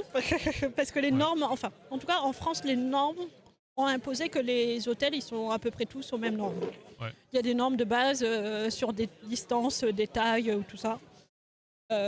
Après, de plus en plus, alors, j'ai eu beaucoup de mauvaises expériences avec Airbnb, mais j'aime vivre dans le danger et partir un peu comme ça. Je réserve tout. Après, moi, j'utilise beaucoup d'autres sites. Typiquement, il y a pas mal de maisons d'hôtes à Britel, trucs comme ça. J'essaye de pas citer toujours la même marque. Où en fait, les gens, s'ils disent « je suis accessible », ils doivent mettre des photos. Et du coup, souvent, je mets le filtre accessible et après, j'ouvre toutes les photos. Et je regarde et je suis là. Alors là, la porte, elle n'a pas l'air de passer. Ouais. Voilà. Ça dépend de tout le monde. Ouais. Alors moi, j'ai déjà eu la blague en Irlande où le mec lui avait fait confirmer que c'était bien accessible. Et j'avais bien renvoyé un message en disant il n'y a bien pas de marche entre la salle de bain et le lit. Enfin voilà. Quand je suis arrivée, ouais, il y avait une marche de 20 cm pour entrer dans toute la maison. En fait, la maison était construite sur une dalle de 20 cm. Et il y avait 20 cm tout le tour. Ouais. Et le mec il était oui mais d'habitude avec un fauteuil manuel ça passe. Mais oui mais si je demande de confirmer si ça passe bien partout. Voilà. Mais après il y a plein de trucs. Enfin maintenant la plupart, enfin j'allais dire tout ce qui est centre de vacances, ils ont des logements et il y a les normes. Ils se posent pas de questions. Ouais. Et si on reste sur des chaînes d'hôtels connus, peu importe Ouais, le ils pays. ont toujours une chambre ou J'allais dire, pendant longtemps, tout ce qui est Novotel, Ibis, Mercure et tout ça, je pense qu'ils ont fait une chambre handicapée. Et peu importe le pays, ils remettent exactement la même chambre handicapée avec les meubles au même endroit. Ouais. Voilà, ils ont fait valider un modèle et ils se posent pas la question. Ils se ressemblent tous à ces hôtels-là. Ce machin. J'avais envie de parler du club Ah où ils ont... On est déjà allé dans un... Prendre un petit truc à boire, vous voulez quelque chose? Moi, ça va, merci. Non, moi ça va, merci. Un truc à boire, tu vois? Non, comme je disais, nous on est déjà allé dans un club libertin où du coup ils ont parce que normalement tous ce qu'ils appellent les coins câlins pour faire des choses, c'est toujours en l'étage et eux ils ont un truc PMR. Ouais, je sais. Donc tu te dis si les clubs libertins sont foutus de faire ça et il est utilisé en plus. Oui. Donc tu te dis quand même faut que ce soit pareil partout quoi. Voilà. Mais théoriquement, c'est en fait les lois sur le handicap qui datent de 2005. On va pas en discuter trop longtemps parce qu'elles sont mal appliquées. Mais en gros, le but des lois de handicap, c'était que tous les lieux qui reçoivent du public respectent au moins des normes d'accessibilité au minimum. Ouais. Après, moi, j'ai l'habitude de pas mal bidouiller. Par exemple, je sais que quand je voyage, tout ce qui est grand hôtel, office de tourisme, musée, ils vont normalement avoir des toilettes handicapées. Ouais.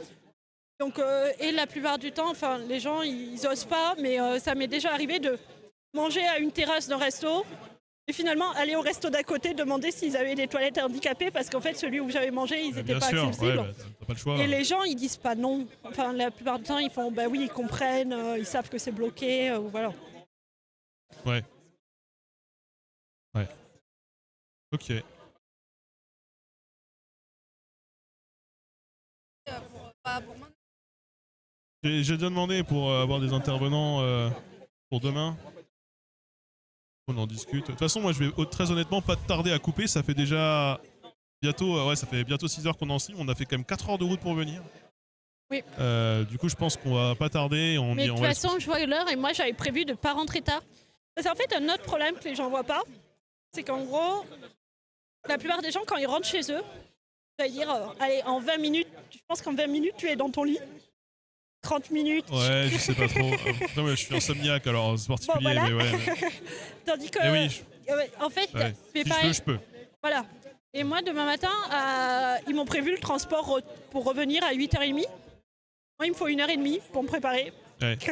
Ouais, en fait, t'es un peu tributaire toujours des autres, quoi. En fait, rien que se préparer, ça prend du temps. Et Ouais. du coup... Et là, je veux dire, l'horaire de 8h30, c'est pas toi qui l'as choisi, j'imagine? Alors, c'est moi qui avais demandé à être là pour 10h. Ouais. Et du coup, ils m'ont mis 8h30 pour être large. Ça fait large, bah oui. Et du coup, ça te force à être au moins levé à 7h. Je dois être levée à 7h. Ouais. Et là, je sais qu'en rentrant, vu qu'il faut que je me démaquille, donc en plus, là, c'est mon copain qui va kiffer, parce que du coup, on va rentrer à 1h du matin. Et ça va commencer par « Faut que tu me démaquilles !» Et du coup, là, de toute façon, tu sais que ce week-end, là, tu vas pas beaucoup dormir. L'année dernière, j'avais dormi 4 heures. Oh la vache, faut dormir plus quand même, au bout d'un moment. C'est dangereux, 4 heures. Je dis ça, mais j'ai passé une partie de la semaine à dormir 4 heures, ouais, c'est terrible. Alors, après, moi, j'ai l'avantage de pas du tout... Moi, je suis l'inverse des insomniaques. Mon copain est insomniaque. Ouais. Et du coup, il me déteste. C'est-à-dire qu'à partir du moment où je vais me coucher, Comme elle, je dors. elle fait pareil. La position allongée, je Mais dors. putain, mais moi, je peux pas faire... Tu vois, moi, hier, j'étais fatigué parce que j'avais passé une journée à quasiment pas dormir. Je me suis endormi. 1h30 plus tard, je me suis réveillé et j'étais en mode, mais non, je peux pas me réveiller maintenant. En plus, je me réveille fatigué, tu vois. Et, Et, par tu vois, c'est contre, horrible. dans ce qu'on, dans les trucs que souvent les gens n'imaginent pas avec le handicap, et en fait, moi je dis que je dors. En vrai, toutes les 3 heures, je me réveille. Ouais. Et du coup, alors, des fois c'est mon copain, des fois j'ai des auxiliaires de vie, ça dépend des nuits, qui sont là parce que j'ai besoin d'être manipulée pour les douleurs. Ah, Parce ouais. qu'en fait, quand on dort, on reste jamais dans la même position. Les gens s'en rendent pas compte parce qu'ils se tournent tout seuls dans le lit. Moi, je peux pas me tourner tout seul. Une fois que je suis dans le lit, je suis une tortue sur le dos.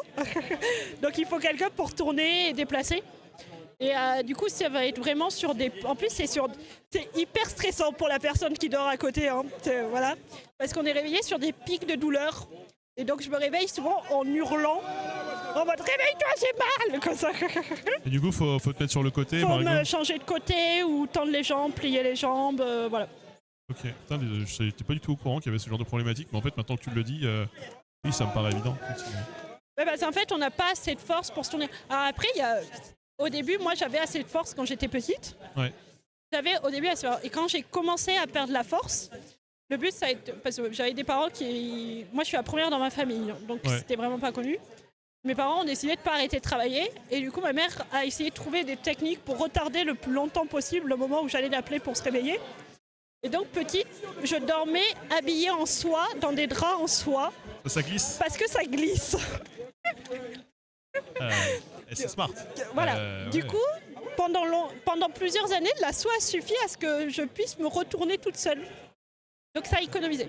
Et après, moi j'appelais, alors pour me retourner, globalement j'appelle en gros 2 fois par nuit pour me retourner, à peu près toujours aux mêmes heures. Et quand à 17 ans, je suis partie chez mes parents, les premières nuits, ma mère elle m'a appelée, elle me fait « Je te déteste parce qu'en fait je suis habituée, à 3h30 je me réveille. » Et elle me dit « J'ai l'impression que t'appelles alors que t'es pas là. » J'avais vu ça, des trucs, c'est pour autre chose, je crois, c'était pour les escarres, mais des lits qui te retournent automatiquement. Il y a des lits qui retournent. Le problème, c'est que du coup, c'est des lits simples. Ouais, bah oui, ça donne temps, ça retourne les deux, j'imagine. C'est des lits simples, donc voilà. Mais du coup, ouais, il y a des lits qui te retournent. Pendant longtemps, ils proposaient de tester des lits à air ou à eau. Parce que du coup, en gonflant, dégonflant, ça peut limiter ça peut faire un effet de balancement ou des choses comme ça. Ouais. Du coup, t'as mal juste de pas avoir bougé finalement. Oui, ouais. C'est juste des points d'appui de rester sur la même zone exactement. Ouais. Bah, j'espère que tu vas quand même réussir à dormir un peu. Ah mais moi, je sais que quand je vais arriver, je vais me poser la tête, je vais dormir.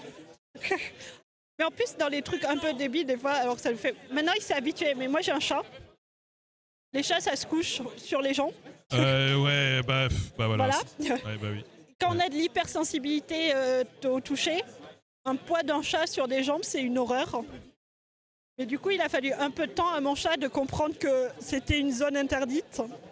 Et donc maintenant, on a un truc très drôle, c'est qu'à dire que le chat me saute au-dessus et atterrit avec aucun scrupule, griffes sorties sur mon copain. Ouais, y a pas ce truc qui se met tout le temps genre à 15 cm, zone de sécurité. Maintenant, il se met toujours... moi, il respecte une zone de sécurité autour de moi, le chat, il a compris. Moi, c'est le contraire. Moi, je l'attrape, j'aimerais bien qu'il se mette contre et il veut pas. Vortex, elle se met toujours à ça de mon visage. Je fais non, mais viens contre. Et non. Ok. Bah écoute. Voilà. Après, si t'as besoin... Moi, je suis là tout demain. Ouais. Alors, pas de 10h à 11h parce qu'on fait... Moi, j'ai un planning, mais alors je le connais pas. On parle de... Voilà. On parle de handicap. Dans la culture, on a fait un peu de recherche, ce qui se fait en série sur les plateformes et tout ça. C'est l'exemple qui me vient en tête, parce que j'ai vu récemment, c'est Breaking Bad. On a essayé aussi de voir dans les livres et les BD les représentations du handicap. Mais pas que, on a essayé de prendre aussi l'anxiété, les troubles anxieux et les choses comme ça qui sont représentés dans les BD. Ouais. Donc il y a des trucs très cool qui ont été faits. Parce que oui, toi, là, quand tu parles de handicap, c'est... En général, handicap... Ouais, en général. On a essayé de faire en général pour le handicap. D'accord. Et maintenant, il y a des trucs cool qui sont... On est arrivé, j'allais dire, dans les séries à la partie un peu cool. Parce que pendant longtemps, en fait, il y avait des personnes handicap parce qu'il fallait qu'ils remplissent leur quota. Ouais. C'est ce qui donne un peu dans les premiers Malcolm. Voilà. Dans le premier Malcolm, c'est le pote en fauteuil qui faisait un peu remplissage de quotas. Ah bah il remplit tous les quotas d'un coup. En plus, il était noir, donc il remplissait plein de quotas. Voilà. Il était noir, il avait des lunettes, il cochait plein de cases. Voilà. Et maintenant, il y en a plein qui sont présents et qu'on voit moins. Enfin, qu'on voit moins dans le sens où c'est un peu plus lissé. Ouais. Et ça passe un peu mieux. En plus, je pense que les séries françaises, enfin, d'un point de vue français, ces quotas, ils ont vraiment bien joué aussi sur l'inclusion. Moi, je voyage beaucoup. Ouais. Et je me rends compte que quand on voyage, on se rend compte que les gens nous regardent. Et c'est très drôle. En France, c'est beaucoup plus admis qu'il y a des personnes en fauteuil roulant dans la vie de tous les jours qu'on va croiser au supermarché, dans les transports.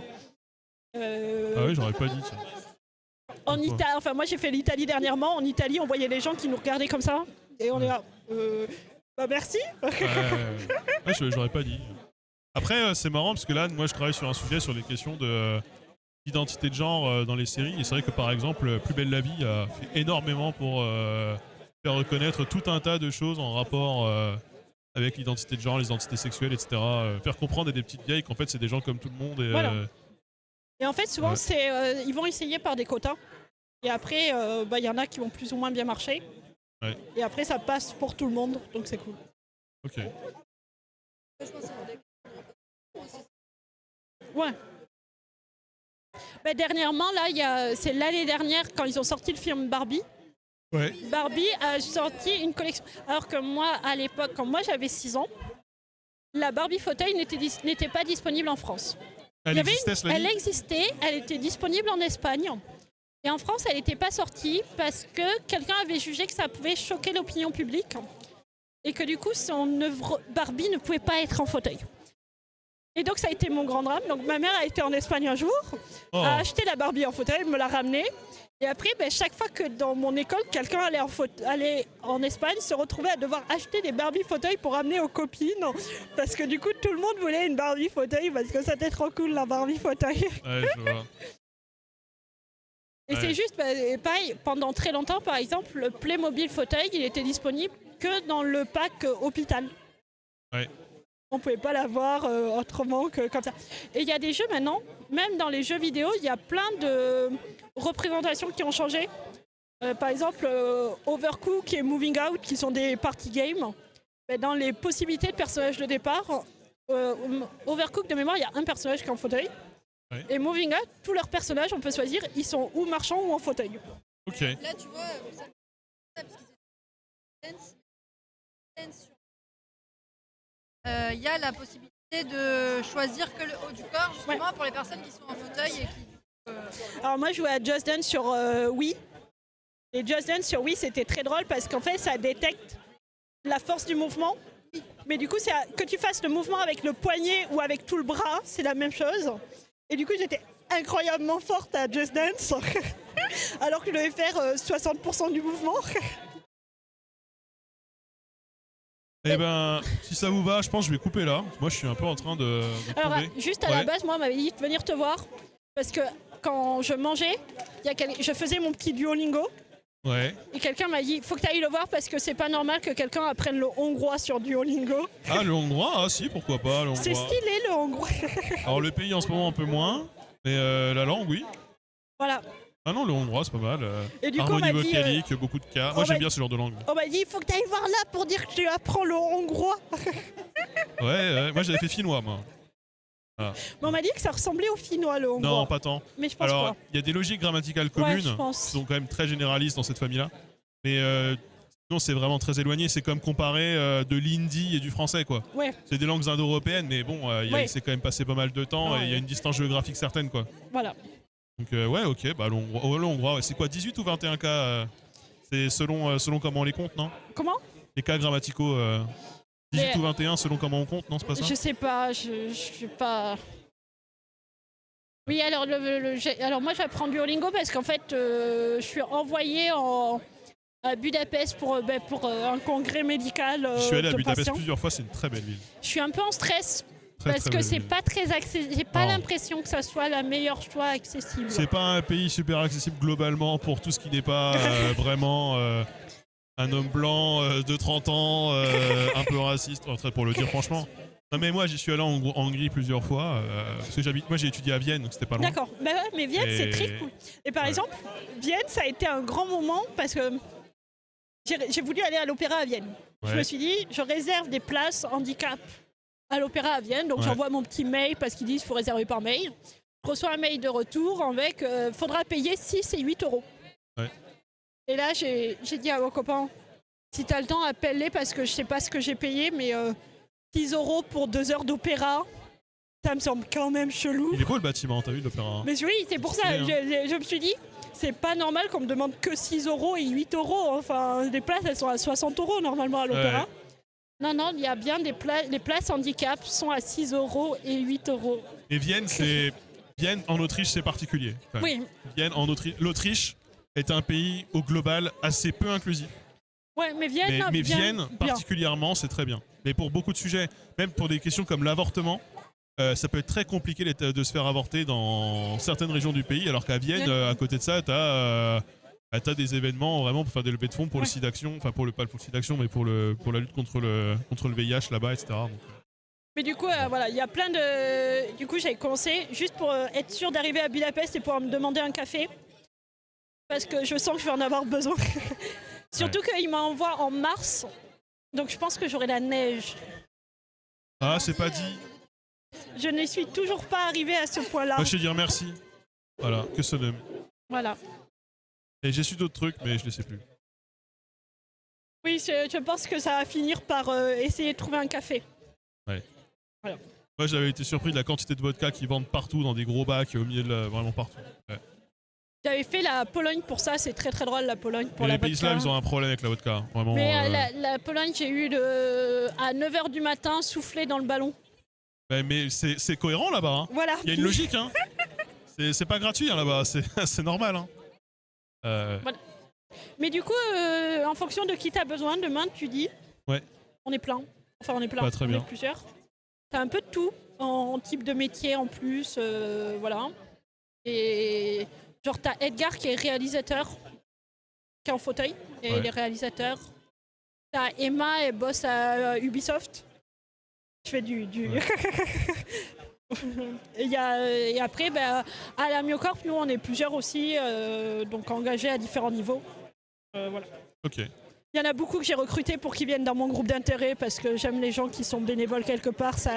Souvent les bénévoles, quand ils ont déjà l'habitude de dire oui à tout. Oui. Bisous, il reste. Voilà. Bah, écoutez, les amis, on va couper là. On se revoit demain. Alors, demain, à quelle heure? Je sais pas, quand je serai levé. Avant midi. À 10h sur la Miocorp. Ouais, vous pouvez aller à 10h sur la Miocorp parce que c'est sûr qu'à 10h, je stream pas. C'est sûr qu'à 10h, je suis pas là. Le lien a été posté là-haut, si vous pouvez le reposter. C'est cool. Et moi, bah, du coup, je vais vous laisser, je vais vous mettre sur l'écran. Alors, non, il y a un écran. Le stream est terminé et on se voit demain. Et demain, ça va être intense, il va se passer beaucoup de choses. Je sais plus ce que je fais, mais je crois que je fais du GeoGuessr et je fais du quiz. Ah. Ouais. Moi, j'ai fait le Wikipédia Moi Challenge. aussi, on les a défoncés les autres. Et on les a défoncés aussi. Non, on les a défoncés. Aussi, c'était pas les mêmes mots? Non. Ah, ouais. Moi, j'ai eu de réussite à échec. Oh, ça va. Il y avait C'était moyen. facile. Ouais. Et après, le deuxième, c'était AFM Téléthon aux arènes d'Evry. Ah, ça va aussi, parce qu'historiquement, ça Alors en fait, c'est surtout que AFM Téléthon, bah, y a le Génopole. Le Génopole est basé à Évry. À partir de là, retrouver Évry, c'était on a assez eu, facile. il fallait partir de 12 coups de midi pour aller à l'Aiguille du Midi. On a fait Paul, Vaucluse, Haute-Savoie, Aiguille du Midi. Allez, salut. Facile. Bon allez, à demain. À demain. Oh.